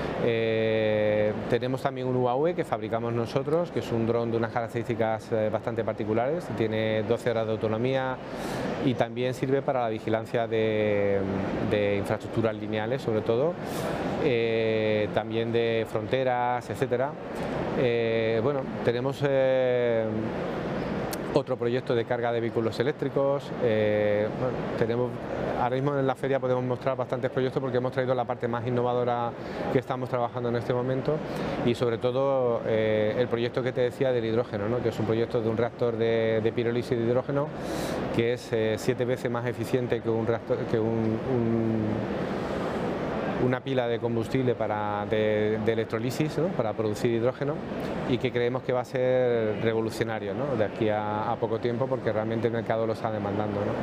Bueno, pues con esto nos quedamos y veremos esa revolución. Francisco Baeza, director de Desarrollo de Negocio de Systems, un placer de conversación. Muchas gracias. Muy buenas tardes, nos encontramos en el Global Mobility, ahora mismo de la mano de Gerardo Gómez, responsable de Business Rental de Enterprise Holding en España. ¿Qué tal? Buenos días, Javier, ¿cómo estás? Mucho gusto y gracias por invitarme a tu segmento. El gusto es nuestro, Gerardo. Bueno, siendo de hecho el mayor proveedor de soluciones de transporte, ofrecéis alquileres de automóviles, camiones y estáis ya en 85 países. ¿Qué tendencias estáis detectando dentro de todo este sector? Tendencias y desafíos, sobre todo en el nicho de alquiler. ¿Hacia dónde creéis que va el mundo? Pues mira, es una muy buena pregunta y cuando nos enfocamos en el día de hoy, lo que estamos haciendo para poder seguir expandiéndonos, como dices, en 85 países, las tendencias principales generalmente son las mismas. ¿Qué necesidad tiene el cliente al día de hoy y qué podemos hacer nosotros para seguir encontrando esas soluciones que necesita el cliente? Cuando hablas el día de hoy de lo que es la innovación, cuando hablas de lo que es la tecnología, ¿no? Nosotros como empresa tenemos más de 65 años trabajando y siempre nos hemos enfocado mucho en lo que es qué necesidad tiene el cliente en base a los cambios que estamos teniendo con el tiempo, ¿no? Y lo que vemos siempre es que la necesidad es, ¿me puede satisfacer? ¿Qué tipo de servicio le puede dar a mis empleados? Y creo que lo más importante de todo es que haya una satisfacción personal de cada empleado. El mundo está cambiando, ha cambiado mucho y lo que más nos gusta del día de hoy, lo que más nos motiva, ¿no? Y nos hace sentir de una manera positiva es que podemos encontrar la satisfacción o esa solución para el cliente que nos permite seguir creciendo a nivel global. ¿Y nos podréis dar alguna serie de novedades en las que estéis trabajando para el futuro, para acompañar al cliente? ¿Qué cambios podréis estar adaptando para los próximos años? ¿En qué estáis trabajando? Pues mira, como te digo, con los 65 años de experiencia siempre estamos trabajando en cambios, ¿no? Por ejemplo, el enfoque a ser más una empresa de movilidad que no siempre ser una empresa de alquiler de vehículos. ¿Qué significa eso? Pues obviamente la tecnología, la innovación, diferentes tipos de modelos de productos que tengamos, no solamente el coche de alquiler, el coche compartido, que es algo que está muy de moda al día de hoy, que estamos trabajando mucho para desarrollarlo. ¿Qué significa eso? Que no siempre el cliente quiere utilizar un vehículo personal, sino que las empresas al día de hoy pueden pensar en reducir el CO2, pueden pensar en reducir el uso de los vehículos, la reducción de costes por tener un vehículo compartido que los empleados pueden utilizar por tramos, por minutos, por hora y hasta por días. También tenemos lo que se llama el coche de mes o más. No, es un producto al día de hoy donde el producto de la flota de alquilar vehículos a largo plazo no es tan necesario para las empresas por la situación de costes. Pero tenemos un producto que es muy flexible, donde el cliente puede recoger un coche por 30 días, por un mes, por 2 meses, hasta por 6 meses, hasta por un año. Esa flexibilidad a las empresas le ayuda a poder tomar decisiones y poder atender las diferentes variables que puede tener en la economía al día de hoy. Entonces, esas son las principales que estamos trabajando y enfocándonos en la movilidad del cliente, que es lo más importante al día de hoy. Me gusta, Gerardo, que hayas comentado la flexibilidad, porque otra serie de invitados que hemos tenido comentan todos lo mismo. Eficiencia, flexibilidad, parece que son las tendencias clave hacia las que va el sector y en las que estáis trabajando también para poder darle al cliente esa necesidad, ¿no? Que al final es el que se lo está pidiendo. Claro, si te pones a pensar después de la pandemia en el 2020, pues nos hemos encontrado con retos importantes, ¿no?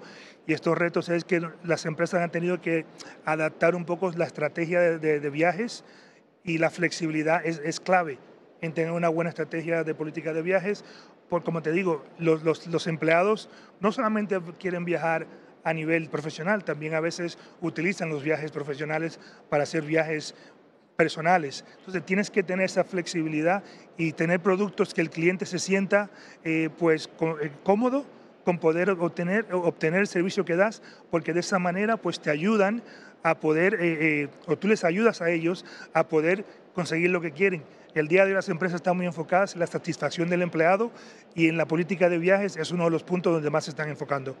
Interesante, nos comentas flexibilidad, antes también has mencionado el tema de costes para las empresas. ¿Alguna otra tendencia de consumo que estéis identificando para el futuro? ¿Sostenibilidad, innovación, diferentes cosas que pidan? Sí, es muy buena pregunta. Cuando hablamos de la sostenibilidad, por ejemplo, estamos buscando maneras de cómo ayudar a las empresas, porque hay muchas empresas que te dan ese producto y exponen un producto a la empresa, pero no se enfocan en la necesidad que tiene esa empresa cuando adquiere el producto. Nosotros trabajamos más en un producto o en un proceso de consultoría, ¿no? No es solamente hacer un cambio que tú ejecutes de tu política de sostenibilidad o tu política de viajes, pero ir de la mano, ser un departamento más de la empresa, donde la empresa puede ir gradualmente haciendo sus cambios estratégicos o cómo puede seguir integrándose a la movilidad o a la sostenibilidad.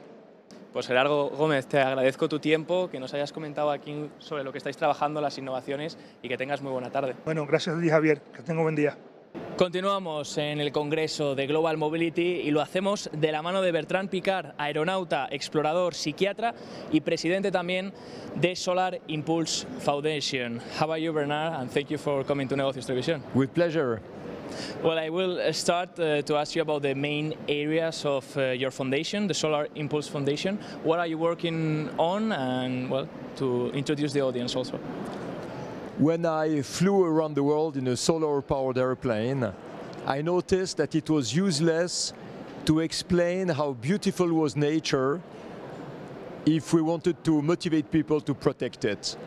Because the key decision makers, they have another language than the beauty of nature and the miracle of life.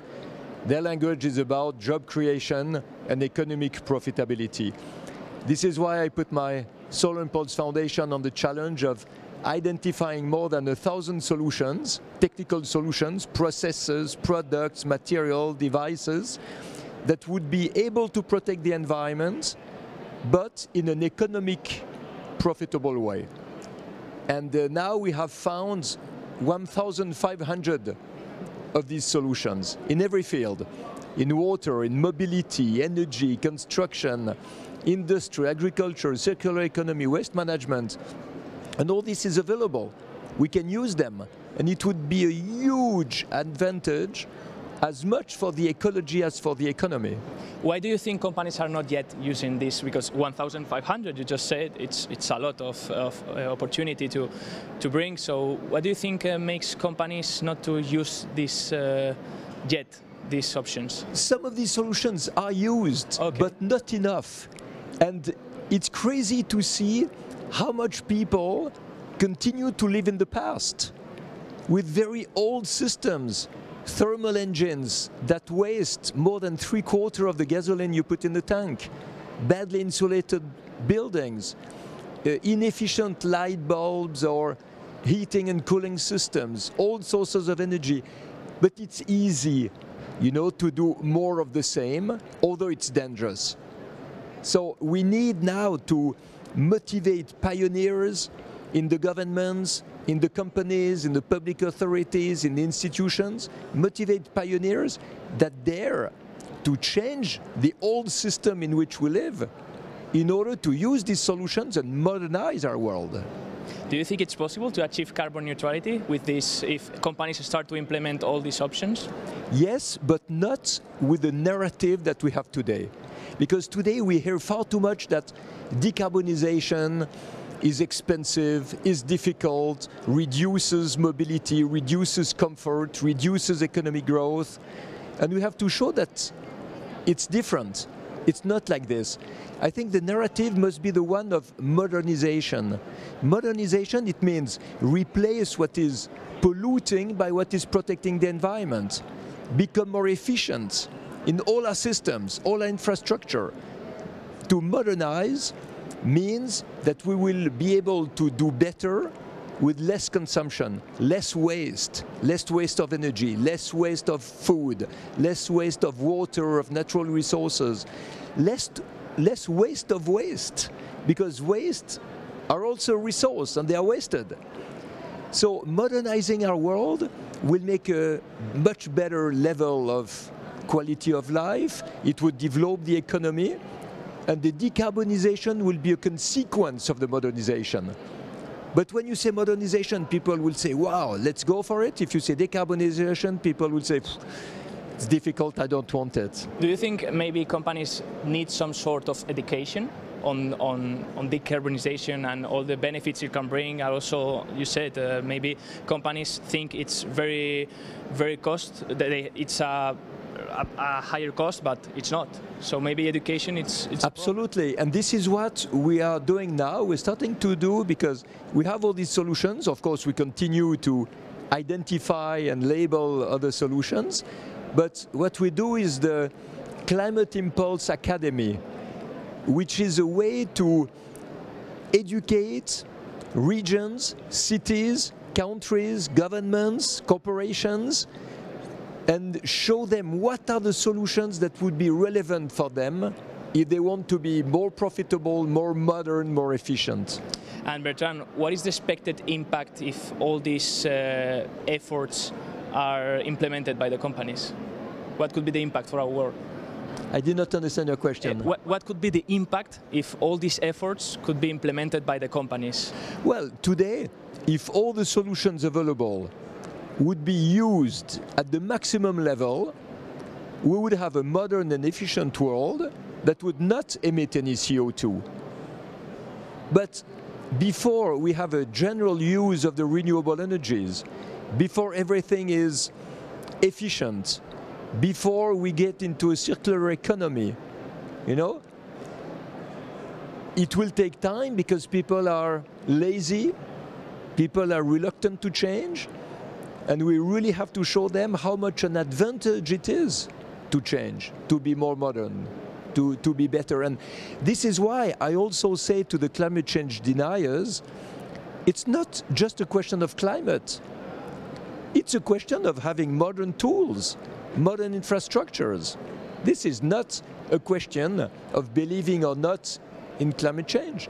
It's a question of developing the economy and the industry and the financial world thanks to all the modern solutions that we finally have here available in our hands.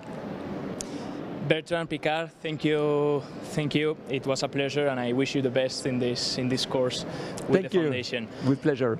Carrusel, en este Global Mobility Call 2023 hemos hablado del transporte terrestre, del ferroviario, también del aeronáutico, pero no nos hemos parado a apuntar la situación del combustible, lo que lo mueve todo, las energías. Es el asunto que vamos a tratar en los próximos minutos y lo vamos a hacer con Carlos Giner, director comercial de energías limpias del negocio de energías limpias en Cepsa. ¿Qué tal, Carlos? Muy buenas tardes. Hola, ¿qué tal? Buenas tardes, muchas gracias. Bueno, el Global Mobility Call, una cita de referencia a nivel internacional, se celebra por tercera edición aquí en la ciudad de Madrid. ¿Qué importancia tiene para Cepsa asistir a un evento como este y, sobre todo, crear sinergias con la cantidad de socios que se mueven en estos pabellones? Primero, desde Cepsa lo que estamos inmersos es una transición energética y una transformación de la actividad de nuestra compañía, en la que uno de los pilares fundamentales es la movilidad eléctrica, pero no solo la movilidad eléctrica para aquellos sectores que son susceptibles de ser conectados eléctricamente, pero hay otros sectores en los que la descarbonización es mucho más complicada y se requieren de moléculas verdes para descarbonizar, como puede ser el sector del transporte aéreo, el transporte marítimo o el transporte por carretera. Este foro lo que nos da es la oportunidad de presentar y de interaccionar con diferentes agentes del sector y hacer visible y palpable para todos esa transformación que Cepsa está llevando a cabo mediante el desarrollo de diferentes proyectos que pasan desde la instalación de producción de hidrógeno verde en Algeciras y en Huelva y todos sus productos derivados, sus plantas de biocombustibles y, cómo no, con la presencia que tenemos en España y Portugal en redes de estaciones de servicio, pues la electrificación que tan necesaria se hace y que es la solución que estamos viendo, sobre todo para vehículos ligeros. Ahora vamos con ese Valle Andaluz del hidrógeno verde, pero sí que me gustaría aclarar ese punto de este evento. Lo que acerca es a una empresa con otra para conocer, no sé, por ejemplo, está presente Iberia, para conocer los problemas o los retos que tiene que abordar Iberia, y así Cepsa también trabajar en unas soluciones mucho más adecuadas para el cliente. Sí, desde luego. Nosotros lo que estamos viendo es que tenemos que ayudar y arropar a nuestros clientes con las necesidades de descarbonización particulares que puedan tener, porque no son las mismas para un sector que para otro. Entonces, este tipo de eventos lo que nos permite es el conectar, el intercambiar y sobre todo seguir tomando el pulso a qué necesidades de descarbonización van a tener cada uno de esos tipos de clientes con los que nosotros interaccionamos a día a día. Estamos en medio de una transformación enorme y que nos obliga sobre todo al establecimiento de alianzas, al establecimiento de relaciones y sobre todo a la escucha, ¿no?, por parte de nuestros clientes, de nuestros partners, sobre las diferentes necesidades que puedan tener y cómo podemos contribuir a la descarbonización, ¿no? Porque hay que atender o ser conscientes de que vamos a un mundo multienergético en el que convivan unos tipos de energías con otras para satisfacer todas las necesidades, porque no se puede apostar todo a una ficha cuando, no sé, el almacenamiento, por ejemplo, es un reto para la solar, igual que en otra disciplina energética puede ser otro asunto. Efectivamente, no hay una solución única, hay diferentes soluciones y diferentes soluciones a las que hay que abordar, además en función de, como te decía, de esas necesidades que pueda presentar ese cliente dentro de su sector y dentro además de diferentes ecosistemas, ¿no?, con los que esas empresas, esos clientes están interaccionando todos los días. Entonces, no visualizamos una solución única, sino diferentes soluciones y muchas de ellas además que se crearán ad hoc para esas necesidades particulares. ¿El hidrógeno verde es una transición o es el producto final de la transición energética? Bueno, el hidrógeno verde lo que nos va a ayudar es a transicionar hacia un mundo totalmente descarbonizado, o eso es lo que pretendemos. Evidentemente, el hidrógeno en sí puede ser utilizado como un combustible directo en diferentes aplicaciones, pero a la vez nos permite la fabricación de otro tipo de combustibles de energías que van a ayudar a descarbonizar otros sectores, como por ejemplo el sector marítimo o el sector de la aviación, que podríamos decir, o cuando seamos capaces de instalar en nuestras redes de estaciones de servicio las diferentes soluciones que van a ser necesarias. En este caso, pues pensemos en el sector del transporte, que en un momento dado esté electrificado, pero que eventualmente pueda llegar a ser susceptible de ser propulsado con hidrógeno, ¿no? ¿Qué se le viene a la cabeza a Cepsa cuando mira a la España en 2030, dentro de esa estrategia Positive Motion? Pues que habremos abordado una transformación enorme dentro de la propia compañía, pero habremos ayudado a la sociedad y al país a una transformación y a una transición energética que es del todo necesaria. Es decir, pensemos que para el 2030, con todos los objetivos de descarbonización que se están planteando a nivel europeo, a nivel global, Cepsa estará en condiciones ya de suministrar para entonces todo ese tipo de energías alternativas que ahora mismo estamos diseñando y estamos preparando todos los planes para su ejecución. Y sobre todo, pues que veremos un país que hasta ahora era importador de energía y que habrá pasado a ser un país exportador de energía, algo que es un hito y una oportunidad única para España. ¿A tanto vamos a llegar? Sí. Bueno, pues nos quedamos con esto, con los objetivos y los retos. Carlos Giner, director comercial del negocio de energías limpias en Cepsa, un placer, buena tarde. Igualmente, muchísimas gracias. Continuamos con el Congreso de Movilidad Global Mobility 2023 y estamos acompañados con Manel Villalante, director de Desarrollo y Estrategia de Renfe. ¿Qué tal, Manel? Gracias por tu tiempo. Gracias por vosotros. Buenas tardes. Bueno, pues arranco con la pregunta más general y global, que son los desafíos que estáis abordando desde Renfe para el transporte del futuro. ¿Qué detectáis, qué veis y sobre todo cómo lo vais a abordar? Bueno, nosotros, como cualquier empresa de servicios, estamos en cómo gestionar con la mayor calidad posible lo que tenemos hoy y cómo proyectarnos al futuro, que es lo que supongo que me preguntas, para mantener esa calidad, o si puede ser, pues mejorarla, ir a nuevos mercados, etcétera, ¿no? Para nosotros, a medio y largo plazo, el reto de la digitalización en lo que representa de mejora y simplificación de las relaciones entre el sistema, la empresa, los servicios y la gente, probablemente es el reto más importante. Y ahí dedicamos muchos esfuerzos en mejorar la información a través de la web, en todos los canales, en tener una plataforma de movilidad que se llama Doco, que tú puedas contratar viajes puerta a puerta, viendo más allá de Renfe, combinándolo con taxis, bicicletas públicas, con otro sistema de transporte público, porque creemos que eso, el mejorar la experiencia del cliente, dándole acceso por canal digital a un sistema de transporte que va mucho más allá de nosotros y que es un ecosistema nuevo y que podemos ver paseando por Madrid hoy, lo podemos ver, viendo bicicletas, patinetes, coches compartidos, etcétera. Yo creo que ese es el modelo a medio y largo plazo de la movilidad en el mundo civilizado. Todo ello, evidentemente, con un esfuerzo absolutamente prioritario en descarbonizar lo que todavía queda carbonizado y, por tanto, electrificar absolutamente, potenciar nuevos combustibles o nuevos sistemas de tracción como las baterías, el hidrógeno, y en ofrecer ese servicio descarbonizado, respetuoso con el medio ambiente, amable, flexible, y eso la tecnología nos ayuda mucho. Y dentro de este camino, para ofrecer, entiendo, mayor comodidad también al cliente, que tenga una experiencia, como decías, de usuario mejor, ¿qué retos encuentra Renfe? ¿Son todos retos económicos? Nos has comentado también el tema sostenible, tecnológico. ¿Cuáles son los principales retos para llegar ahí?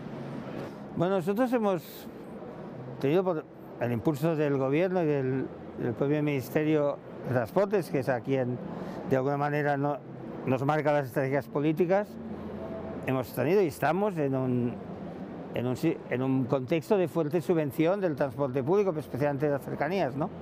Y eso ha hecho que haya aumentado la demanda. Evidentemente el precio es un elemento importante, pero es en una sociedad civilizada, avanzada, como debe ser la española, hay otros factores que cuentan: el respeto al medio ambiente, el confort, la flexibilidad, el cumplimiento, los requisitos de calidad, y yo creo que hemos de actuar en todos esos frentes cada día, porque es evidente que ahora estamos también en un momento de fuerte inversión, sobre todo en sistemas de cercanías, en Barcelona, en Madrid. Eso genera molestias, genera retrasos a veces, porque cuando ha habido años que no se han hecho las inversiones que había que hacer y ya ahora se están recuperando, pues ahora parece que hay más incidentes, pero son necesarios, ¿no? Nadie cuando arregla su casa, el baño, la cocina, sabe que eso, digamos, tiene molestias, pero que luego están para estar mejor, ¿no? Nosotros a veces decimos, un eslogan que vi el otro día en Rodalías, era: disculpen las mejoras, ¿no? Porque es decir, entiendan que estamos mejorando, pero que eso tiene algunas dificultades. Y en eso estamos, pero vaya, no hay que bajar la guardia el día a día y proyectar el futuro mejor, pero sobre todo el día a día, gestionarlo. Manel, mencionabas también una cosa muy importante sobre la eficiencia, la sostenibilidad energética. ¿Nos puedes comentar algunos ejemplos que esté abordando Renfe en esta materia o que también en el futuro tenga pensado abordar?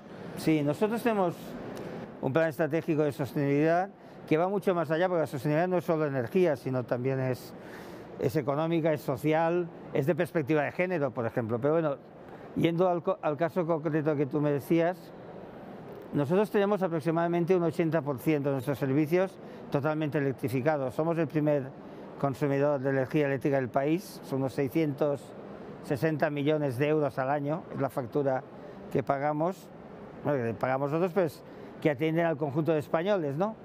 Pero es cierto que todavía un 20% de servicios tenemos en diésel. Aquí hay un progresivo cambio, o bien porque se electrifican líneas que antes no lo estaban, o bien porque sustituimos, ahora hay una fuerte contratación de transporte por baterías, y estamos ya con una prueba piloto en hidrógeno que sin duda está dando buenos resultados, que tiene todavía un recorrido, porque el hidrógeno es un combustible complicado en términos de transporte, de almacenamiento, de producción. Pero está probado que sirve para tecnología ferroviaria, con un tren que ya funciona sin pasajeros y en pruebas estupendamente, ¿no?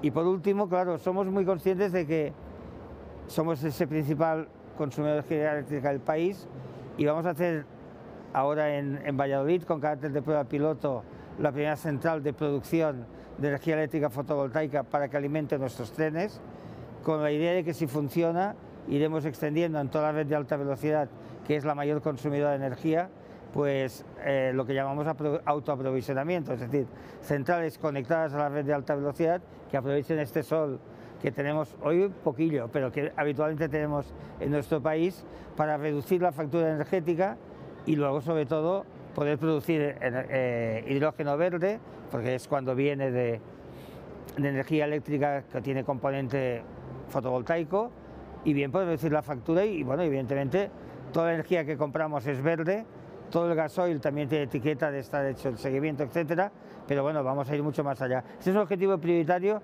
y no es tanto de expectativa de futuro como que se está realizando ya día a día. Pues os deseo lo mejor en este camino y que continuéis con eso. Manel Villalante, director de Desarrollo y Estrategia de Renfe, muchas gracias por tu tiempo. Gracias a vosotros, buenas tardes. Sí, ¿qué tal, Marta? Muy buenas tardes. 129 mesas redondas, son más de 10.000 los profesionales que se dan cita, duplicando las cifras del año pasado en este Global Mobility Call 2023, 76% de participación. Y como decías, Raquel Sánchez, ministra de Transportes, Movilidad y Agenda Urbana, ¿qué tal? Muy buenas tardes. Buenas tardes, ¿qué tal? Bueno, Global Mobility Call de este 2023, el vehículo privado no es solo el único medio de transporte, se da cuenta de ello en este evento, que interpreto que es con el que España aspira a ser una referencia mundial. Pues sí, la verdad es que esta segunda edición del Global Mobility Call, que además está demostrando que está siendo un éxito, ya lo fue el año pasado, pero este año pues mucho mejor, con más participación de empresas, de stand que están exponiendo, ¿no? Pues agentes, todos los agentes que participan en la movilidad, en el sector de la movilidad, tanto las instituciones como también la empresa privada, el mundo académico, organizaciones, ¿no? Están exponiendo, ¿no?, dónde están, pues yo creo que los retos que tenemos por delante para conseguir lo que es un reto nacional, que es hacer de nuestra movilidad una movilidad más sostenible, más descarbonizada, más eficiente y que sobre todo atienda mucho mejor a las necesidades de los ciudadanos y de las ciudadanas. ¿Y cuáles son estos retos a los que hay que hacer frente? Bueno, pues yo creo que al final lo que estamos intentando, ¿no?, y es desarrollar lo que se recoge en la estrategia de movilidad segura, sostenible y conectada, que es el hacer posible que todo el el mundo tenga garantizado que puede desplazarse de un sitio a otro, que pueda, ¿no?, con independencia de residir en una gran ciudad o en una área rural, ¿no?, que tiene garantizado el acceso o el desplazamiento a su lugar de trabajo, a su lugar de estudios, a los servicios, y que además eso lo puede hacer utilizando los diferentes medios de transporte, los diferentes modos de transporte, pero sobre todo nosotros lo que pretendemos es que el ciudadano y la ciudadana opte por el medio de transporte más sostenible, ¿no? En este caso, como tú bien decías, ¿no?, la movilidad y el transporte no solo está representado por el vehículo privado, que también, pero en ese sentido queremos que el vehículo privado sea cada vez un vehículo más sostenible, y por eso la necesaria transformación, ¿no?, de los vehículos, la transformación de las flotas de las administraciones, de las empresas, de las instituciones, pero luego también que opte por los sistemas que son más sostenibles y por los que estamos apostando muy especialmente en este país, como es el ferrocarril. Porque la movilidad precisamente vertebra a España. No solo somos Madrid, Barcelona, Valencia, Sevilla, grandes ciudades, Bilbao, sino una gran parte de esa España que se dice vaciada, que también necesita servicios para que la gente se quede allí y que sobre todo haya desarrollo económico en todas estas regiones. Hay que fijar población y después también hay que dar la oportunidad a que nuevos negocios y nuevas empresas pues se puedan tomar la decisión de generar sus negocios y sus empresas en esas áreas que están más despobladas, ¿no? Y entonces ahí es donde entran también en juego, pues como decíamos, ¿no?, los diferentes modos de transporte, también la tecnología, la digitalización, los servicios de movilidad a demanda. Bueno, de todas estas experiencias, de todos estos proyectos, hablamos en este Global Mobility Call, pues partiendo de las experiencias propias de nuestro país, pero sobre todo lo que es más importante, ¿no? Este evento aspira a ser un gran evento internacional en el que participen las voces más autorizadas de los diferentes niveles, ¿no?, tanto del mundo privado como del mundo público, como del mundo académico, pues para que podamos garantizar eso, ¿no?, en nuestro país también, ¿no? Por lo tanto, muy satisfecha de que esta segunda edición sea un éxito, ¿no?, y que de aquí podamos continuar, ¿no?, extrayendo experiencias, conclusiones que nos permitan conseguir nuestros objetivos. Sí, porque precisamente hemos hablado con los directores, con la presidenta en este caso de Adif, con INECO, y nos decían eso, que la intermodalidad es uno de los factores primordiales para el desarrollo de la movilidad. Bueno, pues yo creo que sí, ¿no? Debemos cambiar la mentalidad de todos, ¿no?, de los ciudadanos, de las ciudadanas, que existen muchas maneras de desplazarse, ¿no?, y que además, como yo decía antes, las nuevas tecnologías, las aplicaciones nos pueden permitir, ¿no?, que utilicemos diferentes medios de transporte para desplazarnos, haciendo uso del ferrocarril, haciendo uso de la movilidad compartida, haciendo uso de la micromovilidad, ¿no? Pero al final de lo que se trata es que lleguemos donde queramos y que también las mercancías, ¿no?, que también es un gran reto que tenemos como país, conseguir que también el transporte de mercancías sea más sostenible y más eficiente, pues también esté dentro de esos cambios, ¿no?, de hábitos que tenemos en España. La movilidad vertebra la economía. Claro, la movilidad vertebra la economía, y además estamos hablando de una movilidad descarbonizada que en sí misma también supone un nicho de oportunidades económicas, ¿no? Estamos viendo cómo tantas empresas que tienen presencia aquí pues tienen como eje como objeto de su negocio precisamente cómo hacer esa movilidad posible más eficiente, más sostenible y más digital. Por tanto, no solo vertebra el territorio, no solo dota de mayores oportunidades económicas, sino que también ese nuevo modelo de movilidad también en sí mismo es un negocio. Hemos visto que en agosto se ha disparado esa movilidad por ferrocarril, donde está poniendo tanto hincapié, un 31%, da cuenta de que los usuarios cada vez son más conscientes de que es un método de transporte alternativo. En ocasiones puede que barato o no tan barato, pero sí que eficiente. Se han disparado los trayectos hacia Levante, Valencia, también Sevilla. La conexión con Barcelona es importante. En este contexto, ¿cómo hay que casar toda la demanda que hay actualmente de transporte con esa fuerte apuesta que estamos viendo por parte de las administraciones públicas en el ferrocarril? Bueno, pues yo creo que precisamente se produce ese incremento en la demanda porque estamos apostando desde las administraciones públicas en el transporte público y entre ellos también el ferrocarril. Yo creo que esa política de incentivar el transporte público, los ferrocarriles, también, ¿no?, las concesiones estatales de autobús, pues ha sido un aliciente para subirse a ese transporte público, también, ¿no?, para aliviar las economías pues familiares o domésticas o de los más jóvenes que realmente evidentemente en un contexto de incremento de los precios ha ayudado mucho, y por otra parte pues a motivar, ¿no?, o a incentivar ese abandono, ¿no?, del vehículo privado que desde luego nos ayuda, ¿no?, a conseguir esos objetivos, ¿no? Por lo tanto, yo creo que nos demuestra, ¿no?, ese incremento en la utilización del transporte público, que esa apuesta ha sido una apuesta acertada, pero que desde luego vamos a seguir manteniendo, como además hoy también hemos tenido la oportunidad de anunciar en ese acuerdo, en ese compromiso con Sumar para formar el próximo gobierno. ¿Se van a prorrogar, por lo tanto, medidas antiinflación con los descuentos en transporte? Bueno, nosotros ya lo hemos dicho, lo ha explicado el presidente del Gobierno y secretario general del PSOE, y también la vicepresidenta segunda y secretaria de Sumar, que evidentemente esa ha sido una buena apuesta, la vamos a mantener y haremos y adoptaremos todas las medidas que sean necesarias para, desde luego, ¿no?, pues introducir, ¿no?, ese cambio de hábitos y para convertir nuestro país en un referente, en un líder mundial, internacional en la movilidad sostenible, que es lo que pretendemos también con este Global Mobility Call. De momento parece que funciona. Pues de momento parece que funciona. En la segunda edición funciona, pero seguro que funcionará mejor en la tercera, sin duda. Vemos Raquel Sánchez, ministra de Movilidad, Transportes, Agenda Urbana en funciones. Muchas gracias. Gracias a vosotros. Y con esto nos quedamos, Marta, volvemos a plató y devolvemos la conexión. Continuamos con el Congreso de Movilidad Global Mobility. Estamos acompañados ahora mismo con Andrés Ruiz, vicepresidente del Grupo Ruiz. ¿Qué tal, Andrés? Buenas tardes, muy bien, muchas gracias. Bueno, veo que vuestro grupo está muy comprometido con la movilidad ecológica, así que lo primero que quería preguntarte es qué desafíos estáis notando, sobre todo significativos para el futuro y dentro de todo este nuevo ámbito de tecnologías limpias también. Genial. Sí, desde luego, nosotros nuestro compromiso es, ya que podemos hacer cambio positivo en este planeta, ¿no?, y desde luego la sostenibilidad es nuestro medio.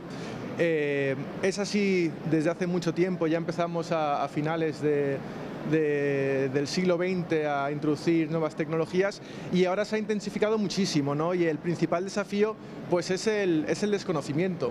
Al final, pues siendo de los primeros toca aprender a palos, no podemos aprender de nadie y bueno, pues a prueba y error hemos avanzado muchísimo, ¿no? Y los principales retos que estamos viendo ahora es, hay una primera batería ya de flota descarbonizada y ahora lo que vemos es una limitación por la propia tecnología, pues determinadas líneas, determinados servicios que nos está costando más. Entonces, bueno, exploramos nuevas tecnologías, hay que estar alerta, hay que estar en continua formación y aprendizaje continuo para explorar las distintas opciones y bueno, intentar continuar en este proceso de descarbonización que tenemos. Y dentro de todas estas nuevas tecnologías y nuevos servicios que ofrecéis, entiendo que cada diferentes regiones tendrán diferentes necesidades. ¿Cómo adaptáis para ofrecer lo que cada región busca en cada momento?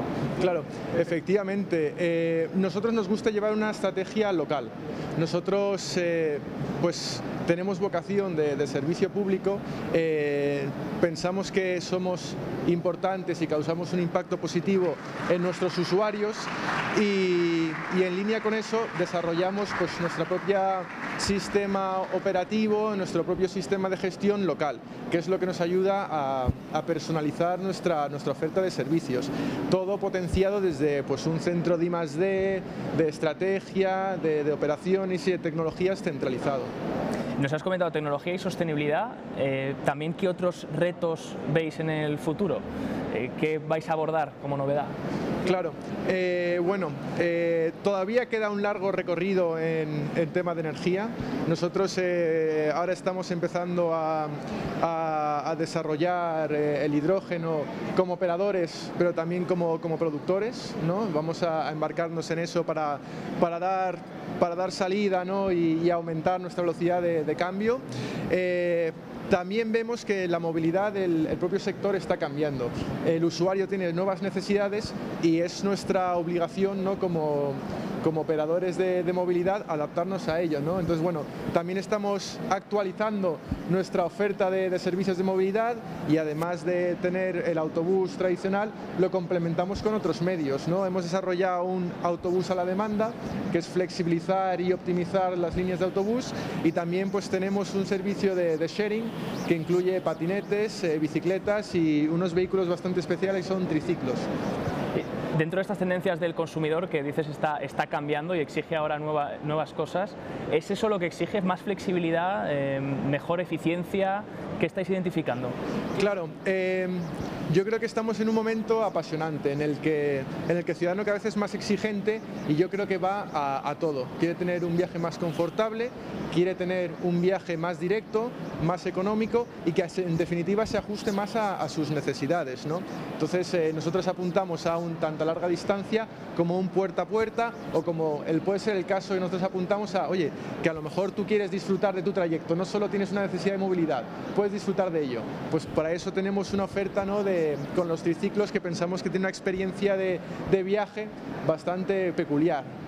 Pues muy interesante que también estáis poniendo el ojo en la experiencia del cliente, en que disfrute también la movilidad. Andrés Ruiz, vicepresidente del Grupo Ruiz, os deseo lo mejor. Muchísimas gracias, un placer. Y nosotros volvemos de nuevo a plató, os dejamos con las noticias del día. Son ya más de 9 horas las que lleva activo este Global Mobility Call 2023 de Madrid, esta segunda edición que sigue revalidando y sigue haciendo de España como apuesta de motor de crecimiento en esta nueva modalidad y movilidad del futuro. Movilidad con el foco puesto en la sostenibilidad. Asuntos de los que vamos a tratar en los próximos minutos y de nuevas iniciativas empresariales que vamos a hablar con Javier Villacampa, director corporativo de innovación del Grupo Antolín. Javier, ¿qué tal? Muy buenas tardes. Hola, buenas tardes. El Global Mobility Call, importancia que tienen para un grupo como Grupo Antolín estar presentes aquí hoy. Hombre, este evento es un evento de referencia en España, o sea, solo tienes que revisar la gran cantidad de participantes y de temáticas que se tratan sobre la nueva movilidad, que todavía es un tema muy candente. Así que es un placer estar aquí. En todo caso, foco puesto en España, pero también como, no sé si un escaparate al resto del mundo. Ahí se está creando su espacio. En el mundo además se están desarrollando eventos de estas características, pero es un tema nuevo, la nueva movilidad todavía hay muchas preguntas abiertas y se está instalando como uno de esos eventos de referencia a nivel mundial. Grupo Antolín, ¿qué le puede ofrecer a esta nueva movilidad de futuro, a esta nueva movilidad sostenible? Grupo Antolín, como sabes, es un fabricante mundial de componentes de interior. El coche está transformando, la movilidad se está transformando, nuevas formas de movilidad, nuevas formas de usar esos vehículos, y particularmente el Grupo Antolín, dentro de lo que son los coches, es uno de los 3 grandes compañías en el mundo. Como tal, puede ofrecer temas muy importantes en cuanto a lo que llamamos la conducción autónoma, no tanto exterior como interior, y por supuesto temas de sostenibilidad. O sea, el coche sigue teniendo unos retos muy importantes de sostenibilidad en términos de peso, de materiales, de consumo. Y el Grupo Antolín trabaja en muchísimos proyectos, es líder mundial en ese ámbito con todos los fabricantes. Claro, me llama la atención que siempre pensamos en el coche eléctrico, la importancia que tiene lo que es el combustible o, digamos, la fuente de energía por la que se consigue el movimiento, pero claro, no nos paramos a pensar que el peso, el material de la carrocería también influyen en todos estos asuntos. Tiene una enorme importancia, es decir, por ejemplo, el peso tiene mucho que ver, primero, en los coches de combustión con la producción de CO2, menos peso es menos producción de CO2, y en el coche eléctrico en su autonomía. O sea, en la medida en la que el coche pese menos, las baterías van a durar más. Se necesita menos potencia, menos energía para moverse, claro. Y luego, desde el punto de vista de reciclabilidad y sostenibilidad, todo lo que tiene que ver con materiales, el coche tiene 2 grandes materiales, el metal, que es muy reciclable, y el plástico, que es más complicado de reciclar. Entonces, el Grupo Antolín trabaja con todos los fabricantes en soluciones avanzadas, tanto de peso como de materiales más sostenibles, de menor impacto en la huella de carbono. ¿Qué materiales serían estos? Por ejemplo, trabajamos en materiales biológicos, ¿vale? Por ejemplo, estamos trabajando en parasoles construidos o piezas estructurales construidos con raíces de hongos. Tú compactas esas raíces, el material se llama Mycelium, y puedes conseguir piezas que sustituyan el polipropileno, o la eliminación de aquellos plásticos más complicados de reciclar o con mayor impacto en la naturaleza. Es decir, son 2 líneas muy avanzadas, ¿vale? Y donde trabajamos en el estado del arte de la tecnología. Claro, dos vías de innovación curiosas cuanto menos, que necesitan una gran investigación previa, un gran desarrollo, una gran inversión económica.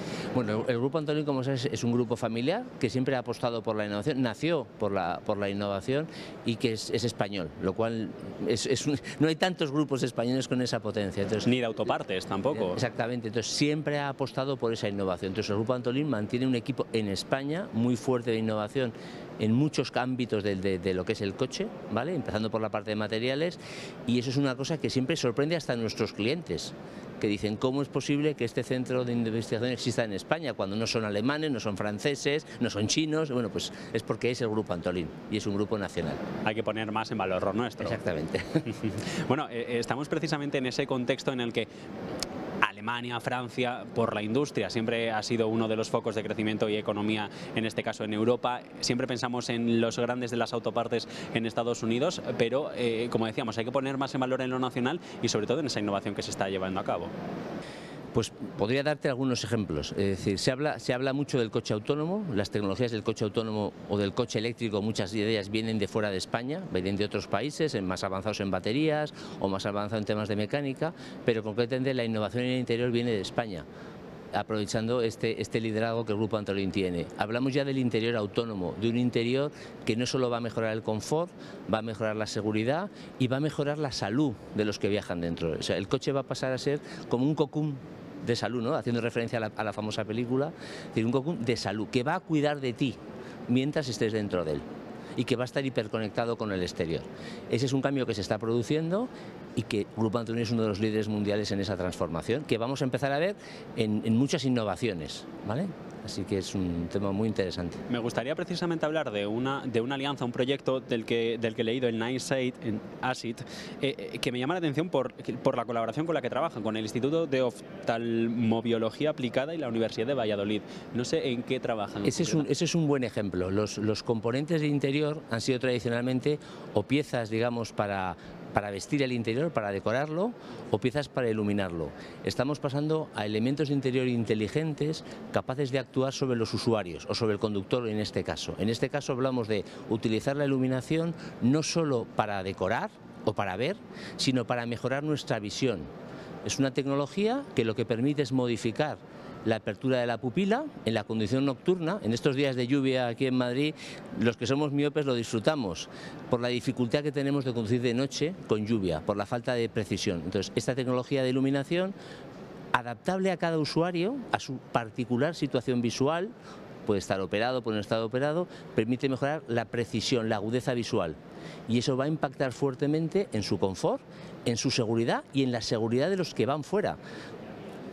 Porque, por ejemplo, la Dirección General de Tráfico y a nivel europeo están muy preocupados con los atropellos en los pasos de peatones, y muchas veces es que en situaciones de lluvia y de noche no les ves porque llevan ropa oscura. Entonces, es un avance que va más allá de una pieza de interiores. Actúo sobre el conductor para mejorar eso, confort, seguridad, ¿vale? Y salud. Es un buen ejemplo. Reconozco la situación en la que se encuentra el conductor e ilumino el coche, el interior, en función de eso para ayudarlo a... Emite unas frecuencias determinadas que él no ve, que modifican la apertura de su pupila, y con eso aumento la precisión, la agudeza visual. Pero yo sé quién es él y qué problemas tienen los ojos, ¿eh? Porque el software identifica al usuario y dice: esta persona está operada, es miope, tiene astigmatismo, tiene lo que sea, y yo modifico la luz no visible para que él vea mejor.